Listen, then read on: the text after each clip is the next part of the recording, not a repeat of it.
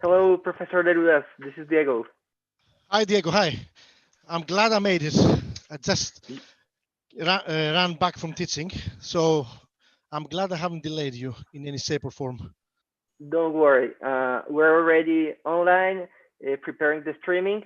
I will just verify 2 seconds if we are right on YouTube. And afterwards, our president, Dr. Juan Manuel Díaz Granados, who is connected, will give us a little brief introduction. And afterwards, we'll move on with the event. Perfect. Thank you. Thank you. Thanks for being here. Thank you for inviting me.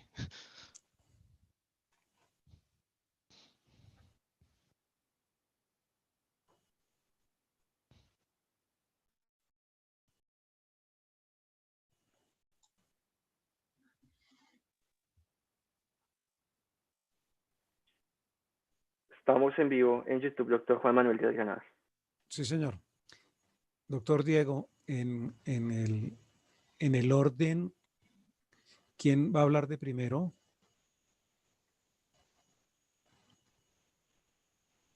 Habla primero el profesor Leloudas, doctor Juan Manuel. Ok. Y luego usted, doctor José Ignacio, ¿cierto? Sí, señor. Y vamos a alternar en todo caso. Ok, muy bien. Vamos a dar unos pocos minutos para que la gente termine de conectarse de ingresar al seminario.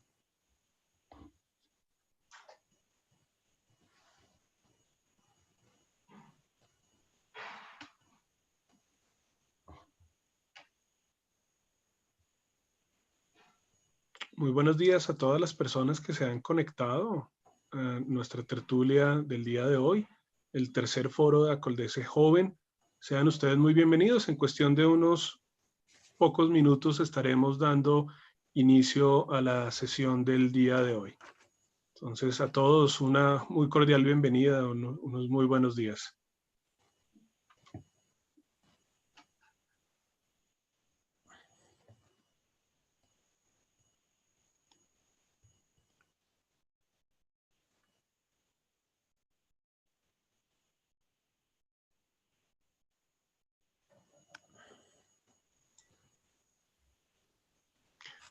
Diego, ya estamos transmitiendo también en YouTube, ¿cierto? Sí, señor. Ok, perfecto. Entonces también estamos haciendo la transmisión en vivo de esta tertulia a través de nuestro canal de YouTube de Acoldese. Entonces, las personas que no alcanzaron a inscribirse en el evento nos pueden seguir también a través de nuestro canal de YouTube de Acoldese. Doctor Juan. Muy bien. ¿Damos un minuto más o ya? Yo creería que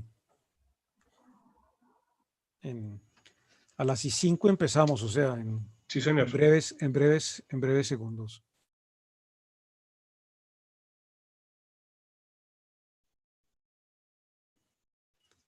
Para efectos de la presentación, le pediría al doctor Diego y al doctor José Ignacio que activen su cámara, por favor.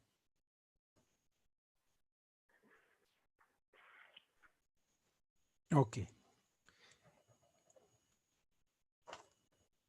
Muy buenos días. En nombre de la Asociación Colombiana de Derecho de Seguros, les damos la bienvenida al ciclo de tertulias de Acoldese Joven. Acoldese Joven es un programa relativamente nuevo que ha venido liderando en nuestra asociación el doctor Diego Coronado. Y este es el tercer foro que organiza Acoldese Joven. En esta oportunidad nos complace enormemente contar con expositores de la más alta calidad. El tema en esta oportunidad será el seguro aeronáutico.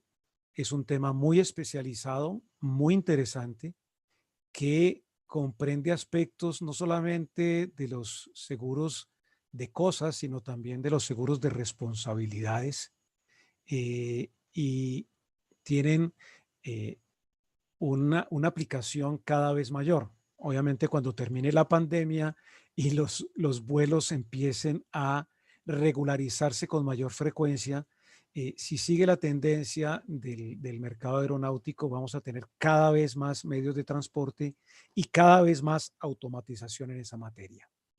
en el día de hoy, el doctor Diego ha logrado que nos acompañen dos profesores de las más altas calidades.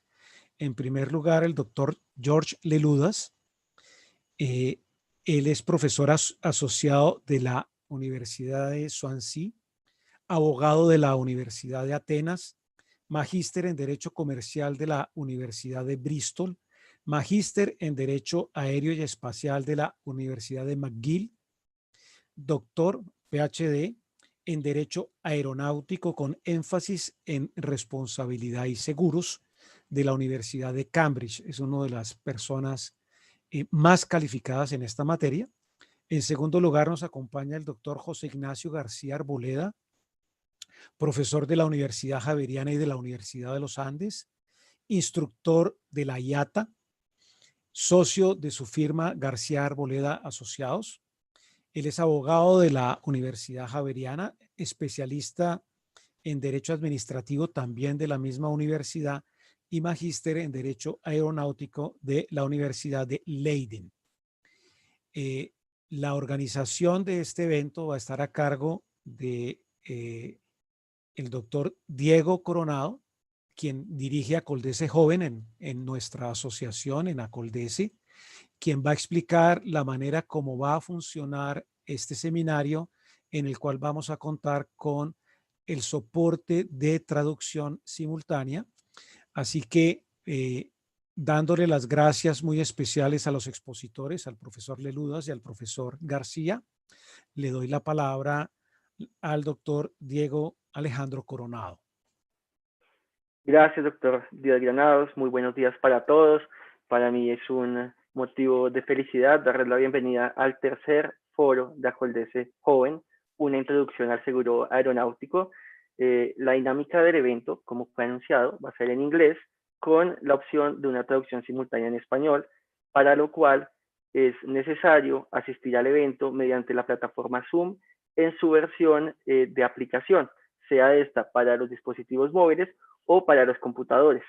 De modo que si están conectados en la versión de Zoom, que es de navegadores u online, quizás no les aparezca la opción de elegir el canal en español. Este lo encontrarán en la parte de abajo, en los 3 puntos, donde dice más, o en inglés more, y les da la opción de elegir interpretación, canal en español. Ahí mismo pueden elegir si desean escuchar solo al intérprete, que es Alejandro, que nos acompaña de AT Medios, o si también desean escuchar al mismo tiempo el audio original de la conferencia. Si tienen alguna duda técnica, algún problema, se pueden contactar al correo de Acoldese o escribir en el chat o en la caja de preguntas y de inmediato Andrea Arcila de nuestra asociación los podrá asistir. De igual manera, el evento está siendo retransmitido por nuestro canal oficial de YouTube y este quedará grabado para quienes no pudieron asistir o están un poco apretados en tiempo en inglés. El canal de YouTube no permitirá hacer una grabación con la interpretación al español. Sin mayor preámbulo, cambiaremos al inglés y les agradezco a todos su presencia el día de hoy. So for everyone who is joining us today, good morning. For me, it's such a pleasure, and I'm very proud to be presenting our first, well, and I think it will not be the last event in our association in English. It's great to host our third forum of Young Acoldese, an introduction to the aviation insurance. Today, I must recognize it is such a special day for us. We've done a valuable effort to count with 2 wonderful speakers, international experts on aviation insurance matters, and also very short, but I would like to thank Professor Juan Manuel Díaz Granados, who has supported this event, and of course, everything to make this possible for today. As a personal motivation and explanation of why we've chose to do this event today is because, well, you know, and each, a personal academic background, there are, of course, always some professors that you will always remember and some lessons that really leave you something in your heart that you will like to share with others that love and like also the insurance matters. And this happened to me with Professor Leloudas in his lessons during a course in the International Air Transport Association, IATA, and also happened to me with Professor García Arboleda, who taught me in the Pontificia Universidad Javeriana. So this was an academic experience that I really wanted almost every member of our association, and especially the members of Young Acoldese to have today. So moving forward, I just would like to say that this event will be in 2 hours, more or less. But since we are having a simultaneous Spanish interpreter, we'll do a small break, a pause.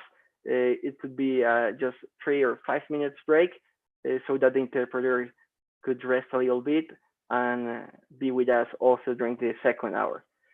So for those who are joining from another countries, I will just briefly present our speakers today. First, Professor George Leloudas, who joined the Institute of International Shipping and Trade Law in the Swansea University in 2011.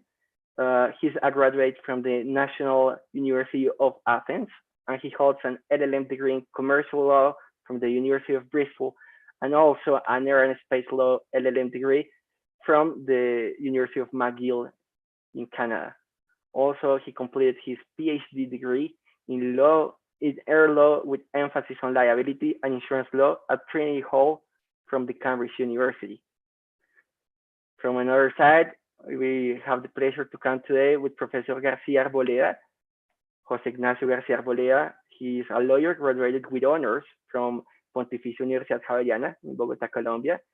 He holds an LLM in aerospace law from Leiden University, and also he had studies in administrative law from the Pontificia Universidad Javeriana in Bogotá. He's a well-recognized expert in our local national in aviation industry, and also reference in the international board of the academics around aviation law. So without any more further to say, Professor George Leloudas, please be welcome to this event. We're not hearing you, Professor, maybe. Yes, sorry. Buenos dias, everyone, and thank you, Diego and Professor Diaz-Granados for the introductions. It's certainly a pleasure to join. I wish I could literally be there, physically be in Colombia, but that would do. And first of all, I would like to thank the association for inviting me. And certainly I would like to thank Diego for raising the topic of aviation insurance. We had a brilliant 3-day event in Amsterdam where we met. And although Liverpool lost at that day, I remember we had a few drinks at the bar, still it was a memorable, very memorable day. And also I would like to thank José Ignacio. I think I have shared my screen with you, my slides. I don't know if you can see them. Yes, we can see them, Professor. Yes, thank you. And also I would like to thank José Ignacio, because I think Colombia, you are lucky because you have one of the best aviation lawyers of our generation at the moment. And I think his reputation exceeds the borders of Colombia. And if you ask around, I think the aviation community, everyone will have only good words to say about him, both in terms of his professional abilities, but also about his personal characteristics. So I'm really pleased to be with you. And yes, we'll be discussing aviation insurance today. I just finished a class of marine insurance, teaching marine insurance before joining in. So I have a few things fresh, and I can offer a bit of a comparison with aviation and shipping insurance, and what are the differences in terms of law and in terms of practice. Now, we are going to cover 5 topics. We're going to start a little bit with the history of aviation insurance.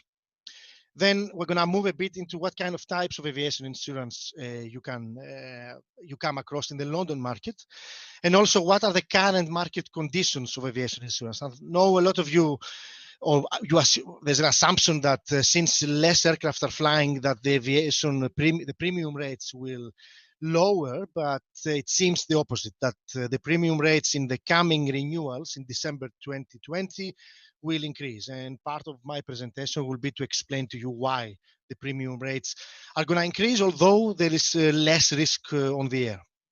Then in the third part, Jose Ignacio will give you a presentation on the hull and liability airline insurance and what are the standard forms and what are the standard exclusions and conditions applicable to the hull and liability part of the airline industry, which is probably the biggest sector of aviation insurance. And then in part 4, we're going to look a bit into compulsory insurance requirement. I will take you through the European legislation on compulsory insurance requirement. And then Jose Ignacio is going to take you through the Colombian minimum insurance requirements. And then at the end, I'm going to make a presentation on aircraft finance insurance and what kind of insurance issues, both in terms of policies and in terms of law, aircraft lessors and banks that finance the purchase of aircraft want to see in an airline's hull and liability policy. I'm not sure what the rules are. I suppose we're going to take questions at the end, but I suspect for my part, if you have a burning desire to ask a question and if you don't want to wait until the end, I'm happy to respond to any questions on the spot. One final point before I start the presentation, I would like to apologize in advance to the interpreter. I tend to speak quickly. I will try to slow myself down. I will do my best, but if I am speaking too fast, please let me know and I will try to slow down further. Dear Professor, yes. Just a second. Is it possible to modify the presentation or the slideshow? Since, I mean, we're watching the moderator view. Okay, do you want to do it like that? Well, it's better or as a big presentation like the slideshow, but the other way around. I mean, so you can see the moderator view and with the big screen. Okay. How do I do that? Let me see. I think you can just... George, maybe you have two screens, I guess. I have two screens, yes, yeah. Yes, that's why. Then you just need to start your slideshow, and then... Is it better now? No, and then you need to go... Yeah, just share it again. Yep, there I do. Is it better now? Begin your slideshow. Yep. Yeah, there you go. There you go. There you go. All right, guys. Yes, it's the first time I'm using two screens for a presentation because I'm doing it from the office. So apologies for that. So let's start. Now, aviation insurance does not have the same long history as shipping, which goes back in the 18th century with Lloyd's of London and the coffee shop of Edward Lloyd's, but it has quite a bit of a history now. Now, there was an aviation market in London before the First World War, and it's debatable whether the first ever airline insurance policy, aircraft insurance policy, was written in 1908 or in 1911 or in 1912. But everyone agrees that it was written at some point between 1908 and 1911. And it was a policy to cover fire risks and also the risk of third-party liability for one particular aircraft. Now, the London market did not follow up on aviation insurance until after the First World War. They did not follow up with aviation insurance because there were major losses as a result of an air show in England somewhere between 1912 and 1913. And aviation and insurers at the time, they felt it's too much of a risk for us. Now, consider it in the context of today's space tourism and space travel. And for the 1920s and the 1910s, it was a similar fear that it's a brand new risk. The technology is untested.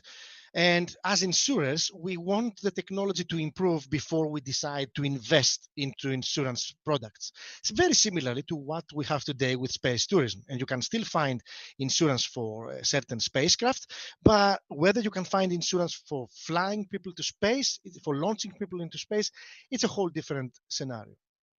Now, what changed after the First World War? I think after the First World War, the war experience taught us a lot of lessons about aeronautics, and technology was gradually improving. Also, from the point of view of London insurers, we had at the time the Warsaw Convention of 1929. And for those who don't practice aviation law, the Warsaw Convention limited the liability of airlines in cases of accidents and in cases of claims by passengers and cargo owners. And for the first time, insurers felt that, look, the technology is still untested. We still get significant number of accidents, but at least we know that with commercial operations, at least, even if there are claims, the claims will be limited. And this way, they started to calculate worst case scenario and also to calculate with some confidence the level of premium rates. Now, having said that, they were still troubled. And one of the troubles they had was that passengers at the time were very rich. They were even, I think, if you compare, they were even richer than whoever can afford now to pay $100,000 to fly to space. And that, to an extent, was a major concern for them, even with the limits of liability of the Warsaw Convention, because there was a way to break the limits of liability of the Warsaw Convention and to seek more money than what the convention provides. So what they did not invest directly as insurers or Lloyd's syndicates. What they did, they created pools. So they came together, 2, 3, 4 of them together, and they set up separate companies through which they were selling aviation insurance. One famous one is the White Cross Aviation Insurance in 1930s, which was the first pool in aviation in the London market. And essentially, they were trying to limit their exposure to the aviation risk by creating a separate company and limiting essentially the level of investment via this company. Now, what we now call the London market was certainly created after the Second World War. Again, the war experience improved the level of aeronautics, the expertise on safety issues, but also you had a lot of spare aircraft coming out of, especially in the US, that were used as bombers during the war, but now they were converted to passenger aircraft. And the market enabled the London insurers not only to invest directly into aviation insurance. There were now Lloyd's syndicates that were deciding to sell aviation insurance. There were insurance companies that were deciding to sell aviation insurance, not via pools, but in their own name and in their own capacity. Of course, you had subscription placement where one airline policy would have 20, 30, or 40 insurers, but still they were confident enough in terms of accident rates and premiums to invest directly. Compared to that with the US, where the US, even after the Second World War, they stuck, I'm not using in a negative way, they followed the pool trend. And if you look today, the biggest aviation insurer in the US at the moment, USAIG, is a pool, and its existence goes back to the days before the Second World War. But the London market has moved on significantly from the pool structure and have decided after the Second World War to invest directly into aviation insurance. Now, 50s was what we think the starting point. And 50s brought the 707 and the test flight of 707 that was insured, I think, for $5 million, both from Lloyd's syndicates and aviation and Lloyd's and non-Lloyd's companies, was the starting point of the aviation insurance market. And after the test flight went well, the insurance market felt confident that, yes, this is a line of business that we can invest and we can make money out of it. Of course, as the years went along, you had a lot of new risks in the aviation market. One of the major ones that you had to deal with was the product liability, especially with companies like Boeing, like Airbus, but also engine manufacturers. And you still had several accidents being caused by product liability defects, whether it's an engine, whether it was a component part, whether it was the fuselage, and so on. I mean, at the beginning, there were not so much indemnities given by airlines to aircraft and engine manufacturers. It was the other way around. Essentially, product manufacturers were essentially indemnifying the airlines for any loss their products caused. Now, from the 60s onward, though, with the product liability claims increasing, this trend changed. And since then, we use the airline as the risk allocation party. And most of the contracts you're going to see, whether it's a manufacturing contract or a leasing contract or an engine manufacturing contract, they will put the risk, most of the risk, onto the airline. And the philosophical argument behind that is that by allocating the risk to you, we managed to reduce our rates as product manufacturers, component manufacturers, or lessors. Of course, it's a questionable argument, but this is how the industry has evolved since the 1960s. The other major risk was new aircraft. Wide-bodied aircraft, 747s, and how do you insure them? A340s, how do you insure them? The hull prices, the hull value increased significantly since the 1950s. And then, of course, after the 1960s, you had war risks. Up until the 1960s, nobody cared about war. War was part of the one policy that an airline would buy. You had one policy to cover your hull, to cover your liability, and part of your cover would be hull war and liability war. Nobody thought that war risks are so important for aviation. But then you had several hijackings in the 60s and 70s in different parts of the world, Middle East, Europe, Latin America, the relationship between Cuba and the US, where insurers, and the London insurers were the first ones to do that. They decided that we can't afford to have the same policy for both risks. And since then, they decided to split the policies. And especially in terms of hull war risks, the trend remains until today that war risks are excluded from your main policy as an airline. And then you have to buy a separate hull war policy to protect against any damage to your aircraft as a result of hijacking, acts of sabotage, and so on. For passenger and liability risks, we're going to see that now the market has an endorsement, and Jose Ignacio will explain, has an endorsement that covers your war liability risk as part of your main policy. But we're going to see that 9/11 caused significant problems to that. Now, as we move along and we go from the 50s to the 80s and the 90s were two relatively horrible decades for aviation insurance. The 1980s was aviation related. The problems were aviation related. 1980s, especially 1991 to 1985, saw significant accidents worldwide, significant accidents with a high valued aircraft, total losses where all the passengers perished and you had claims. And historically, I think 1985 is considered to be the worst year in terms of losses in the aviation, in the London aviation insurance market. Rates increased significantly. There were situations reported where you had an increase of more than 60% of the premium rates that airlines had to pay as a result of the losses. And as a result of that, IATA in 1986 set up a captive insurance company to help airlines dealing with this high level of premium. So essentially, IATA offered some insurance, and airlines could buy some of their insurance needs via this captive insurance company.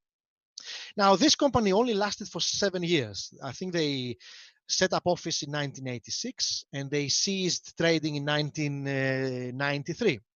The reason for that was that 1986 to 1990 was probably one of the best years of aviation in terms of rates. So we had very few claims. The claims were relatively minor, and in aviation insurance in London made up not only the losses they suffered between 1985 and 1980s and 1985, but they also made a profit. And the rates dropped significantly, and there was no need for the IATA captive insurance company. Now, what made life more difficult in the 1990s is not aviation related, it's Lloyd's related. I mean, those of you who study insurance law, no matter what kind of insurance law you study, you know that the 1990s Lloyd's had the famous issues with asbestos, the reinsurance of asbestos claims, plus several natural disaster claims, pollution and so on. There was the issue of not having enough reinsurance. A number of names of Lloyd's went bankrupt. And Lloyd's were struggling for their survival. They managed to survive. They set up a separate company to move the bad debt they had. But certainly the commotion that Lloyd's went through in the 1990s certainly affected aviation premium rates. And although it wasn't a problem created by aviation, it certainly affected those insurance operating in the Lloyd's market that were offering aviation risks, those syndicates that were offering aviation risks. And then the last significant event, I think, in terms of aviation insurance is 9/11.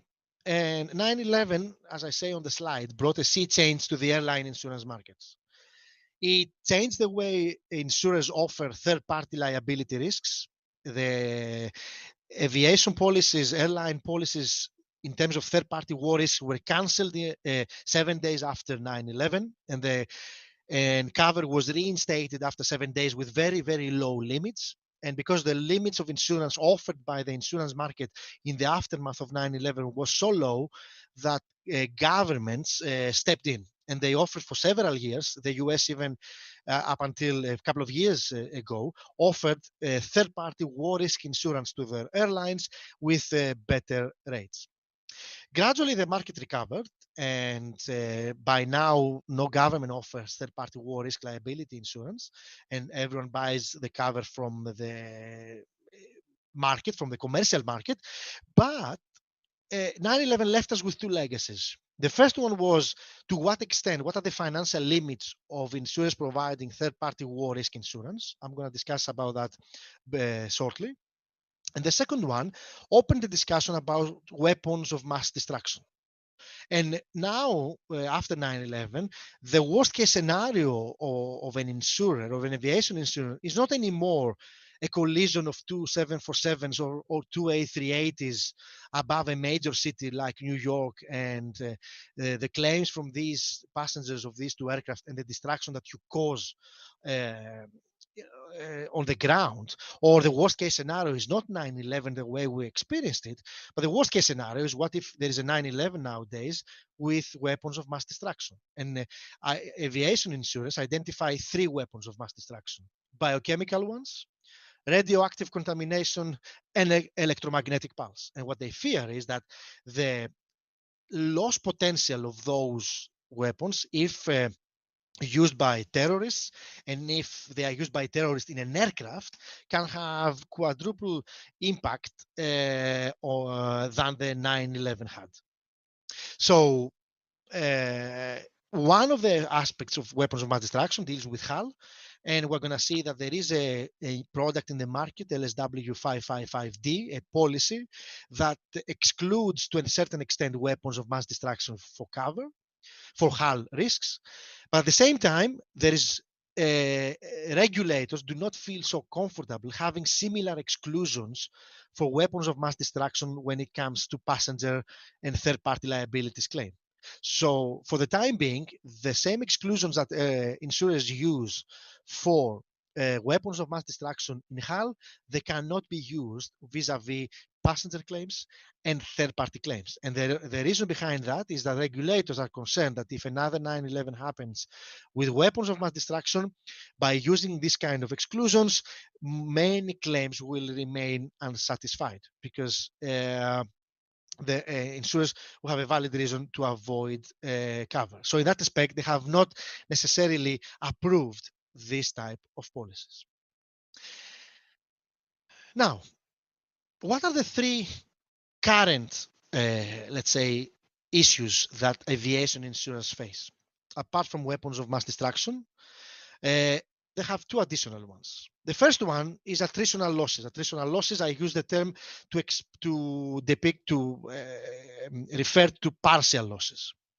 And partial losses were never a significant problem for insurers, but now they are becoming, and they are becoming because the cost of repairing aircraft is more and more expensive. If you look at 787, it uses exotic materials, expensive materials. To repair a wing, for example, is way more expensive than it was to recover the wing of an old 747.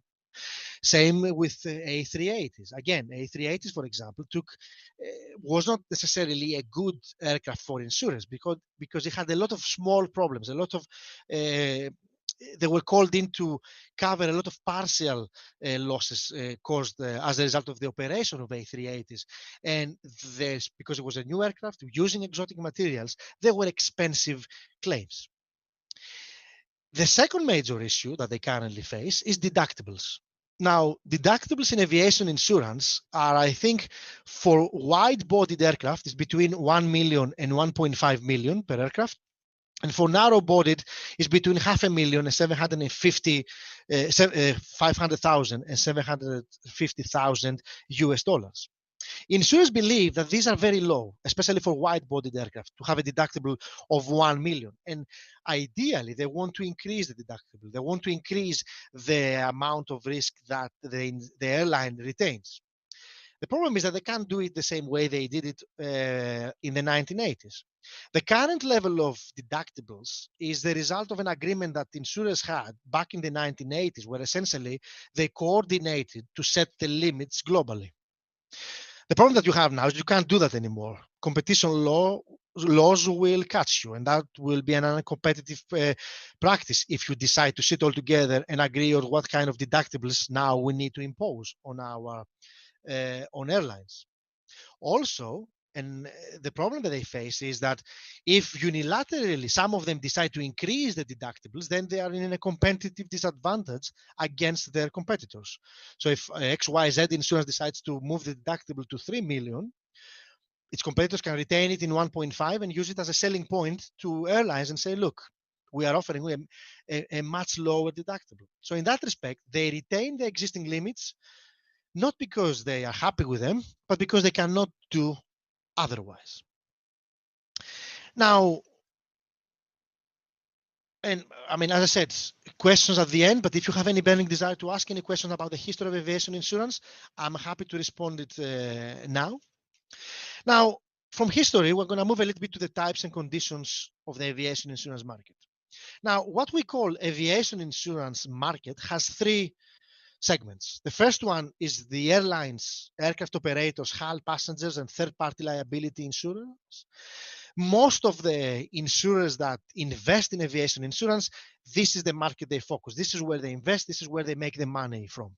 To give essentially HAL and liability covers and spare parts cover to airlines, to aircraft operators, to general aviation users, to anyone from who flies a very small Cessna to flying an A380. A second segment and second part of the market is manufacturers and suppliers products liability. This is a very specialized market. It's essentially a products liability market being offered to aircraft and engine manufacturers. Some insurers, especially some major ones that do offer airline insurance, they also specialize in manufacturers' products liability. But the vast majority of what we call aviation insurers, they do not touch the manufacturers market because we don't have that many claims as you have in the airlines insurance market. But if you have claims, by definition, they are quite expensive ones. And don't feel that they want to invest in a market that doesn't have enough profit margins. Now, the third layer, the third segment, is the airports owners and operators liability. This is very much property insurance. A number of property insurers, not necessarily specializing in aviation, do offer cover for airports, to airports, to their premises. Where it is a very specialized market is when it comes to insuring the liability of air traffic controllers and the operation of the traffic controllers. And in that part, there is a very niche, very small market that offers air traffic controllers liability insurance. But again, it's a very small market compared to the airlines operators insurance. And certainly, the premium rates are quite expensive for what they offer. So this is why we don't going to touch today in the manufacturers or the airports owners liability. We're going to focus on the main one, the one that touches most buyers and the one that creates most of the case law and cases around the world, the airlines, HAL and passenger liability market. Now, I keep saying about London market and London market. What is this London aviation market? It's not so much different from the London insurance market in general. You have Lloyd's syndicates that specialize in aviation insurance, and even if they don't specialize in aviation insurance, they offer aviation insurance cover. You have insurance companies outside of the Lloyd's market that do offer aviation insurance products. I'm only naming a few of them, not because I think they are, because I'm mentioning it for commercial reasons, just to put a name behind a slide, like AXA, like Allianz. They are offering extensive aviation products. And then you have still insurance pools. And the two main insurance pools you have in the main insurance pool you have in the London market is Global Aerospace, which I think in terms of figures, Global Aerospace is the biggest insurer, aviation insurer, covers both product liability issues, covers airlines and so on. But it's a pool. It's not an insurance company per se. And if you look into the Global Aerospace website, you're going to see that it consists of, I think, of 4 individual companies: Munich Re, MAPFRE, National Indemnity Insurance, Tokyo Marine, and Mitsui Sumitomo. 5 of them that they have invested, they have created a separate entity, Global Aerospace, and they are selling aviation insurance as Global Aerospace, and each one of them has certain levels of investments. It's all publicly available. You can Google Global Aerospace and you can find which 5 companies are part of it and to what extent they have invested via them. So, for example, you saw that the main investor, almost 50%, is Munich Re, which is a reinsurance company, but this is one of the ways that Munich Re provides primary aviation insurance, not necessarily under its name as a reinsurer, but via Global Aerospace. Very similar approach is followed in the US with USAIG, which is the biggest American aviation insurance. Again, it's a pool, goes back to the First World War. And if you can, again, if you Google USAIG, you're going to find there are 2 companies at the moment that are parts of USAIG. And they are selling aviation product via this pool, not in their own capacity. The other unique player in the aviation insurance market is Delvag. Delvag is a captive insurer, and it started as the captive insurer of Lufthansa, again, after the First World War. But at the moment, Delvag, it's a full-blown captive insurance, and some even say that it's a full-blown insurance company, in the sense that it doesn't only sell insurance to Lufthansa, but it sells insurance to a number of other airlines that are part of the Lufthansa group, and also sells insurance to cargo owners that want to transport cargo with Lufthansa and so on, or other cargo owners that want to insure their cargo during transit. And Delvag has certainly captured a big market in the continental European aviation insurance scheme. And as I said, it operates as a full-blown insurance company. Now, Lufthansa uses Delvag, for example, sometimes when the market is expensive, uses Delvag as a way of dropping the premium rates. So buys some cover from Delvag and some from the London market. And when the market is very cheap, the commercial market is cheap, then again, they balance their investment. Some insurance will be bought via Delvag and some will be bought via the London insurance market. So it's a way for them to keep the premium rates in very logical levels. Now, I mentioned about premium, and this is one of the problems of the London insurance market. It's a small market, and here I have given you an example, and I want you to think about it in your spare time. Now, if you are a car insurer, even in a country like Colombia, your insurance pool is huge. There are millions of cars in Colombia in any given jurisdiction. Now, if you look into airlines and aircraft, I mean, you compare how many aircraft you have in Colombia, both general aviation and commercial airlines, the number is significantly less. And even if you look in bigger countries in terms of aviation, like the UK, you have, the numbers of cars you have is significantly more than the numbers of aircraft you have. Now, you might say, yeah, but what's the comparison there? The comparison there is that when it comes to the pool, the potential clients insurers would have, aviation insurance, airline insurers have a very small market. And that means that they have a very small number of clients, and also they have clients that operate risky commodities. Operating an aircraft is way more risky than operating a car. So that means that when a loss happens and there is a total loss of an aircraft, of an airline that flies globally, that has an immediate impact on the premium rates of all airlines worldwide. And I've given you an example of the slide. In December 2009, premium rates on average in the London markets increased by 24%. the main reason, not the only one, but the main reason behind this increase was the Air France disaster of Flight 447 that was lost in the South Atlantic. It was a total loss of a 747, and that loss itself pushed the market globally to increase the premiums by 24%. 24% increase within a year is a very significant, a very steep increase if you think about it. And the main reason is that one loss like that affects the entire market, and the entire market is concerned that what happens now?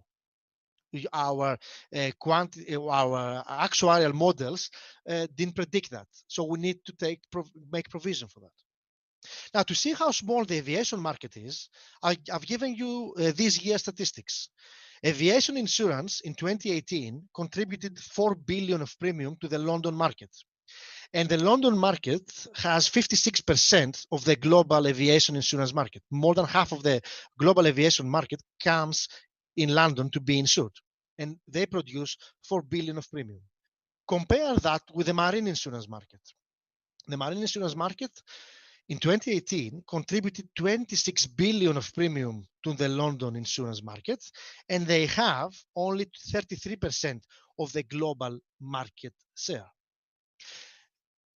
Aviation is flashy, aircraft are flashy, they are good to look at, they are expensive equipment, but from an aviation insurance point of view, they are not a good risk. They are a risk that it's difficult, even today, even with all the historical data that we have, it remains a risky line of insurance business. Not as risky as it was in the 50s, 60s, 70s, but still is way riskier than other modes of transport. If you offer car insurance, if you have marine insurance, if you offer energy insurance, and that reflected on the rates. Now, one final thing before I open the floor to José Ignacio. Between 2010 and 2016, it was one of the biggest historical paradox of the London insurance market. Between 2010 and 2016, the industry suffered very significant losses. And I have highlighted on the slides 3 of the most important ones. We have the Malaysian Airlines Flight 370, the one that went missing, and we still haven't found it. They had the Malaysian Airlines Flight 17 in 2015, the one that was brought down in Ukraine, over Ukraine.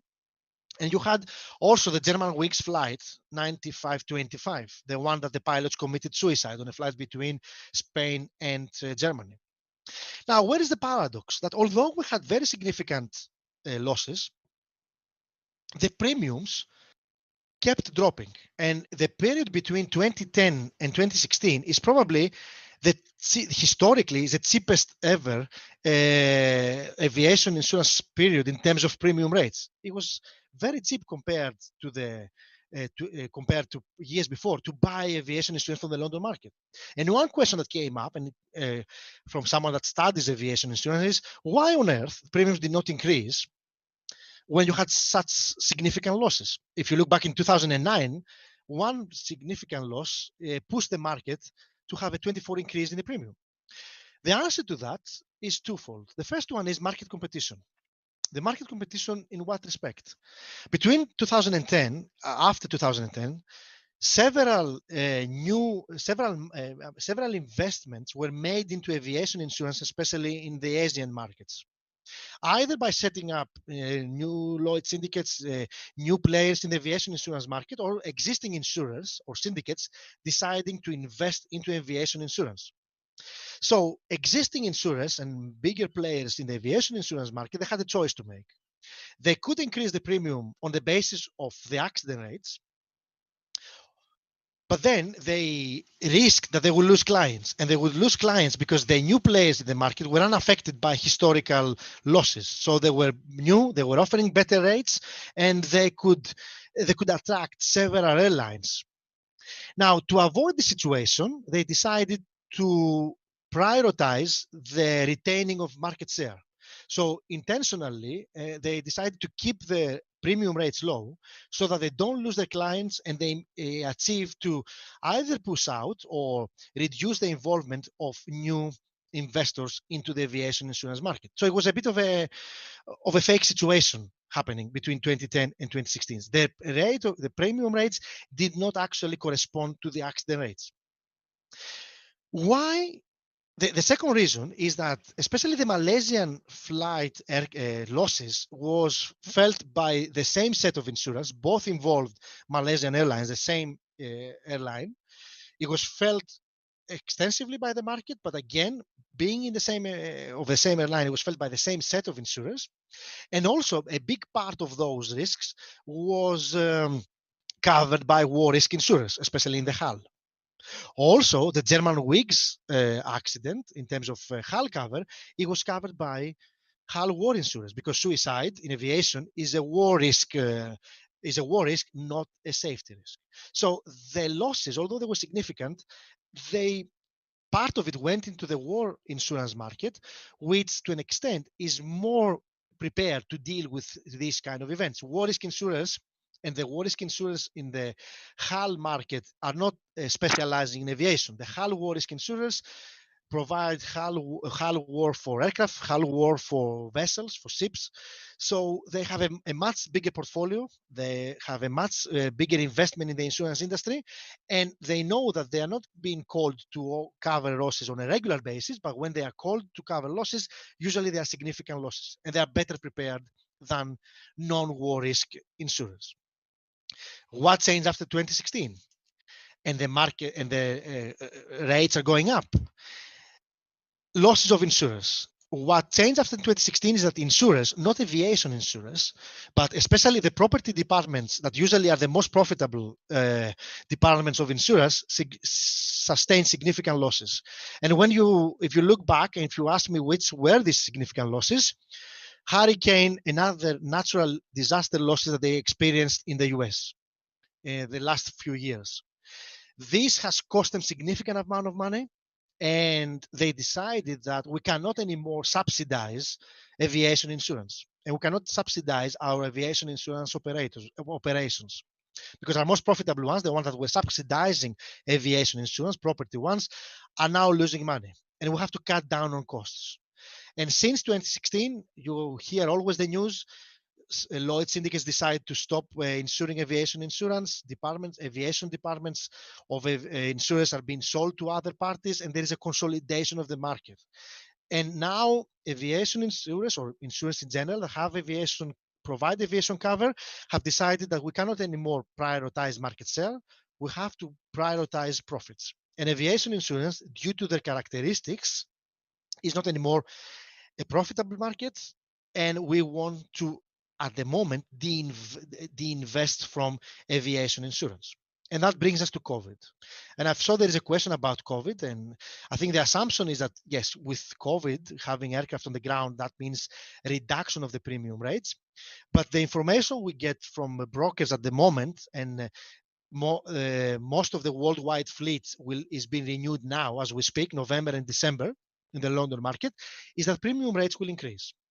And will increase because this cost-cutting exercise of insurers has not stopped. They still have losses from other segments. Business interruption now insurance is a major concern. So they're not willing to offer better rates in terms of aviation insurance.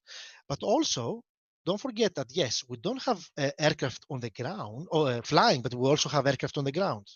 And if you think about it, it's still a significant risk. And the significant risk that you have hundreds of aircraft parked somewhere in an airport, and not necessarily one of the most secure airports around the world. What if someone breaches security and destroys aircraft and blows up aircraft? Again, and you have aggregation of losses, aggregation of hull losses. Certainly, the combination of these two factors from the point of view of aviation insurance does not justify a deduction of the premium.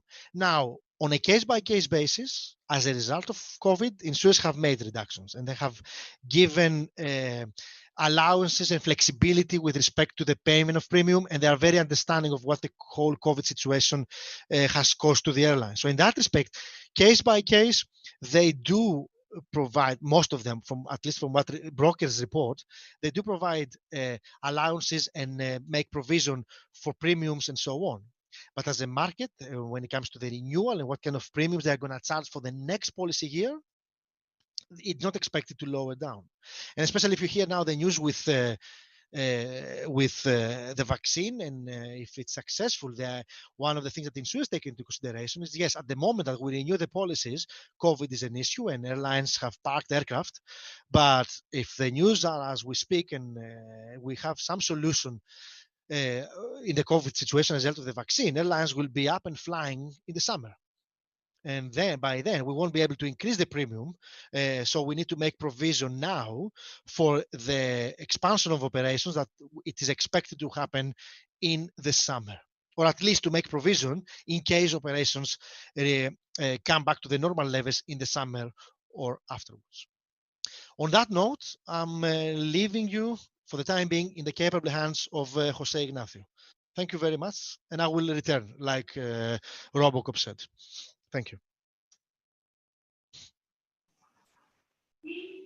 George, thank you very much. And thank you very much to Acoldese again for this initiative, and Acoldese Joven for this initiative, which I certainly hope is not the first event that takes place on an international basis and in English, and with such distinguished professors and practitioners like George. George is perhaps the most well-known, and I will just delete the perhaps, is the most well-known instructor and professor and practitioner on this topic. He is an international instructor on these topics, and it is a true honor for me to be sharing the floor with him this time, from especially with a person from whom I have learned a lot.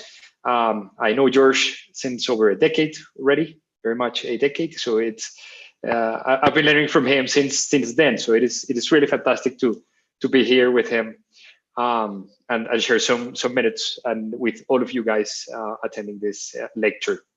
So right after this fantastic background and the market background and the historical background that George has given us with a lot of very insightful information, I will, in the following minutes, be addressing the basics of hull and liability airline insurance, as George was able to introduce it. We'll be focusing on the airline operators, on the operators' aviation insurance rather than on different types of aviation insurance. And therefore, we'll also focus on hull and liability. Hull is property insurance, as you know it, whereas aviation liability is a specific type of liability that is offered especially to airlines and some other participants or stakeholders in this industry. George, if you could please move to the next slide. Thank you very much. So let's speak about hull insurance. So the first thing we need to explain here is that hull insurance is typically, the policy wording is typically contained in a predetermined wording that is very widely used in the London market, which is the AV-N1C. Now it's being moved to the A1D policy wording. And it is, as I said, a predetermined policy wording is very much used and widely used for general aviation and smaller operators, whereas the larger operators, such as big airlines, they typically adopt a tailor-made coverage, but anyway, very much following what the AV-N1C and D policy wording states. So in essence, hull insurance, first of all, covers damages arising out of accidental losses to the aircraft, and then the following question will emerge is what is an aircraft for the purposes of the hull coverage. That sometimes can be a little bit difficult to assess, especially when you have to deal with engines. Engines on an aircraft like a Boeing 787, like the one that George was referring to as a very sophisticated and brand new aircraft, and therefore very expensive aircraft. An engine typically can be worth $10 million.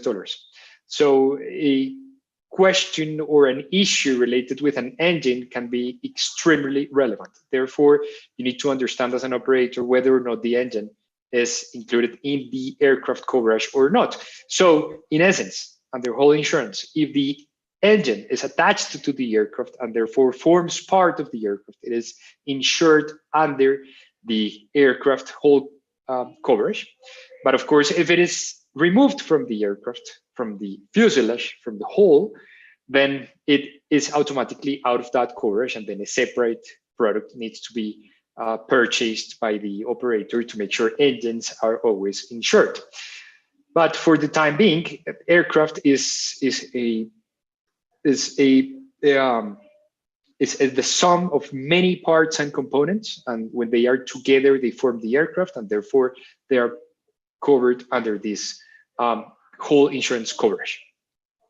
That loss that is suffered by the aircraft must be accidental. We will come into the exclusions later on, but it is very important to state from this moment on that every loss needs to be accidental. Therefore, whatever is not accidental, whatever is perfectly foreseen, whatever is scheduled, whatever is normal, is not part of the coverage, and actually is not part of any insurance, because the risk is inherently linked to unforeseen events, and that are technically external to the operator. So therefore, whatever is internal, whatever is foreseen, cannot be treated as accidental and will not be covered. Let's move to the next slide. So what happens if there is a loss? And let's not classify that loss yet as a total or partial loss. But as a general rule, under the AVN1C or AVN1D policy wording, and under the typical tailor-made policy wordings for larger operators, the insurers will have at their option three alternatives. First, they can pay for the aircraft up to the insured amount, of course. Two, they can replace the aircraft. Or three, they can repair the aircraft also up to the insured amount. So that's the general rule.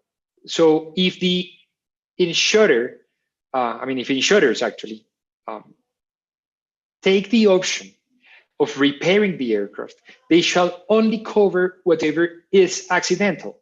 Therefore, all those scheduled maintenance or all those expenses that would have been made by the operator anyway, because they were part of their cost structure, like overhauls, they will not be covered by insurers, and therefore insurers will only limit themselves, they only limit their participation to all those damages that are directly related with the accidental loss.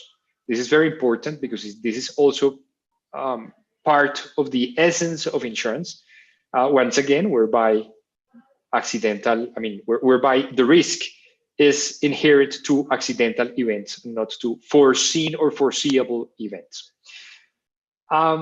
Deductible, it will very much depend on the aircraft type, as George was also able to introduce it.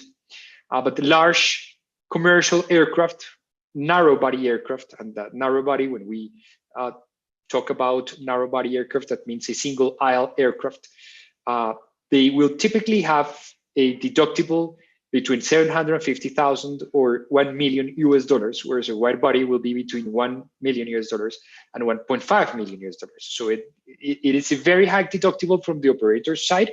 As George was also mentioning, it can be very low from the insurer's side. But it is very important to know that a typical loss on a daily basis, let's not talk about a huge loss and a massive loss, but let's just talk about a smaller loss, like a collision, not mid-air collision, but a collision amongst aircraft on the ground. That collision can be very easily exceeding the $2 or $3 million.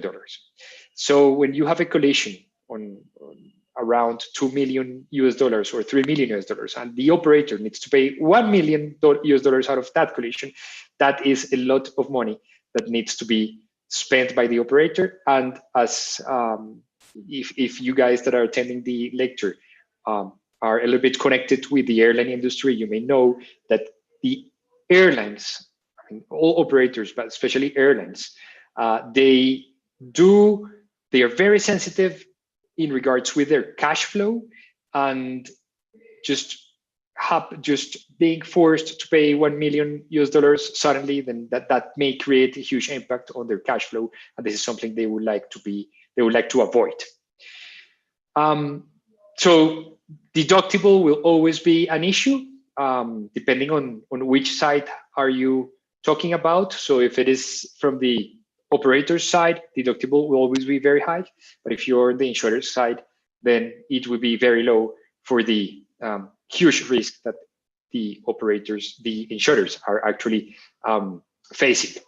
If the aircraft is financed, then the previously mentioned general rule will be different, because there will be an endorsement to the general coverage, I mean to the general whole insurance coverage, and therefore insurers will be bound by an agreed value clause, which means the replacement option, the replacement alternative that insurers typically have, will be deleted, and therefore insurers will only have two alternatives or two alternative obligations. First, they will repair the aircraft up to the insured amount, which is agreed, and they will pay for the aircraft in the event there is a total loss. And the reason why this occurs, and the reason why the AVN 61, apologies, agreed value clause is usually included in aviation insurance, is because aircraft are financed as an asset-based financing. That means that the aircraft, which is the asset, is the guarantee of the entire financing structure, and therefore financiers want to protect their asset, which is in turn their guarantee, as much as possible, and they just don't want an aircraft. I mean, they don't want their guarantee to be replaced by whatever aircraft is eventually available. So they just want to make sure that if there is a total loss, they will be paid, or if the aircraft suffers a partial loss, it will be repaired, but it will be that same aircraft, the one that they agreed to finance. AVN 61 policy endorsement, the agreed value clause, is also connected with the AVN 67B or C, which is the airline finance clause. George will be referring to this in more detail later on in this lecture. But once AVN 67B or AVN 67C clauses are part of that insurance contract, payments in the event of a total loss will be made directly to financiers. They will not be made directly to the policyholder, who is usually the airline or the operator. And therefore, those financiers are included as beneficiaries of that insurance coverage, I mean, of the whole insurance coverage. And payments will be technically, in most cases, will be technically made to a security trustee, which is an entity, a bank, a trust, or whomever is determined by the financial structure of the aircraft, that will be receiving the funds and then dividing and splitting all available monies to every single party participating in that financial structure. So in short, if the aircraft is financed, then specific provisions will be often found in whole insurance coverage, and those specific provisions will determine whether or not the insurers will be entitled to replace the aircraft or not as an alternative, and B, they will determine those provisions. They will determine who will be the payee in the event there is a total loss, and in short, the payee will be typically a security trustee or an entity determined directly by financiers, who will not in any case be the airline or the aircraft operator. Next slide, George, please. So let's have an overview on the typical exclusions that are included in the whole insurance, or are part of this whole insurance coverage. First, the wear and tear exclusion is of the essence. I mean, it will actually not need to be mentioned, but just to make sure there are no issues. It is always included with the wear and tear. Why? Because wear and tear is foreseeable. This is not something accidental. So if any components of the aircraft are damaged just by using it, so that they suffer wear and tear, this is not accidental, and therefore it is not part of the insurance. And this is why there's a specific exclusion for this. And very well connected to the wear and tear, there is a progressive or cumulative effect exclusion. This is also very much linked to the nature of insurance. Once again, that means that risks are covered and risks are accidental. Therefore, just setting aside anything that is foreseeable. And very important, as it was mentioned by George, and it is typically in insurance, in insurance policies, it is typically found twice in terms of reinstating that war risks are not covered by general aviation insurers.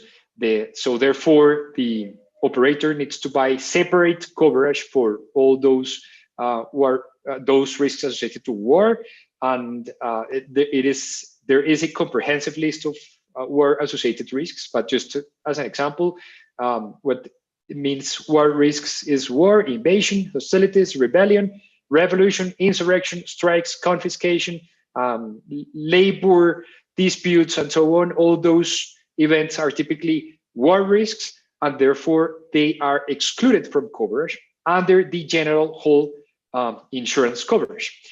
This is why, so the wording, the AVN1C and D wording typically incorporates this exclusion, but in any case, the AVN48C or AVN48D exclusion clause is also part of the policy, and therefore insurers make sure that war risks are excluded from their side, and that therefore the operator will be entitled to obtain specific coverage from specialized insurers, as George was very easily able to explain it. And this product will be typically contained in the LSW555D policy wording, which is the specific and special coverage for whole war risks. And we just had two examples, two very realistic examples on how and when war insurers will be covering a loss. And one of them was the Malaysian Airlines MH17 that was destroyed by an arm. We still don't know who was the country that participated in behind shooting the aircraft, but anyway, it was a war-related risk. And the Germanwings one, that where the pilot committed suicide, was also a typical war risk event. And in these cases, whole war risks insurers will be covering and paying 100% of the whole loss. So in essence, this is the whole coverage. Let's move on to the airline liability insurance. Airline liability insurance in general terms is related with three main groups of risks. First, third parties.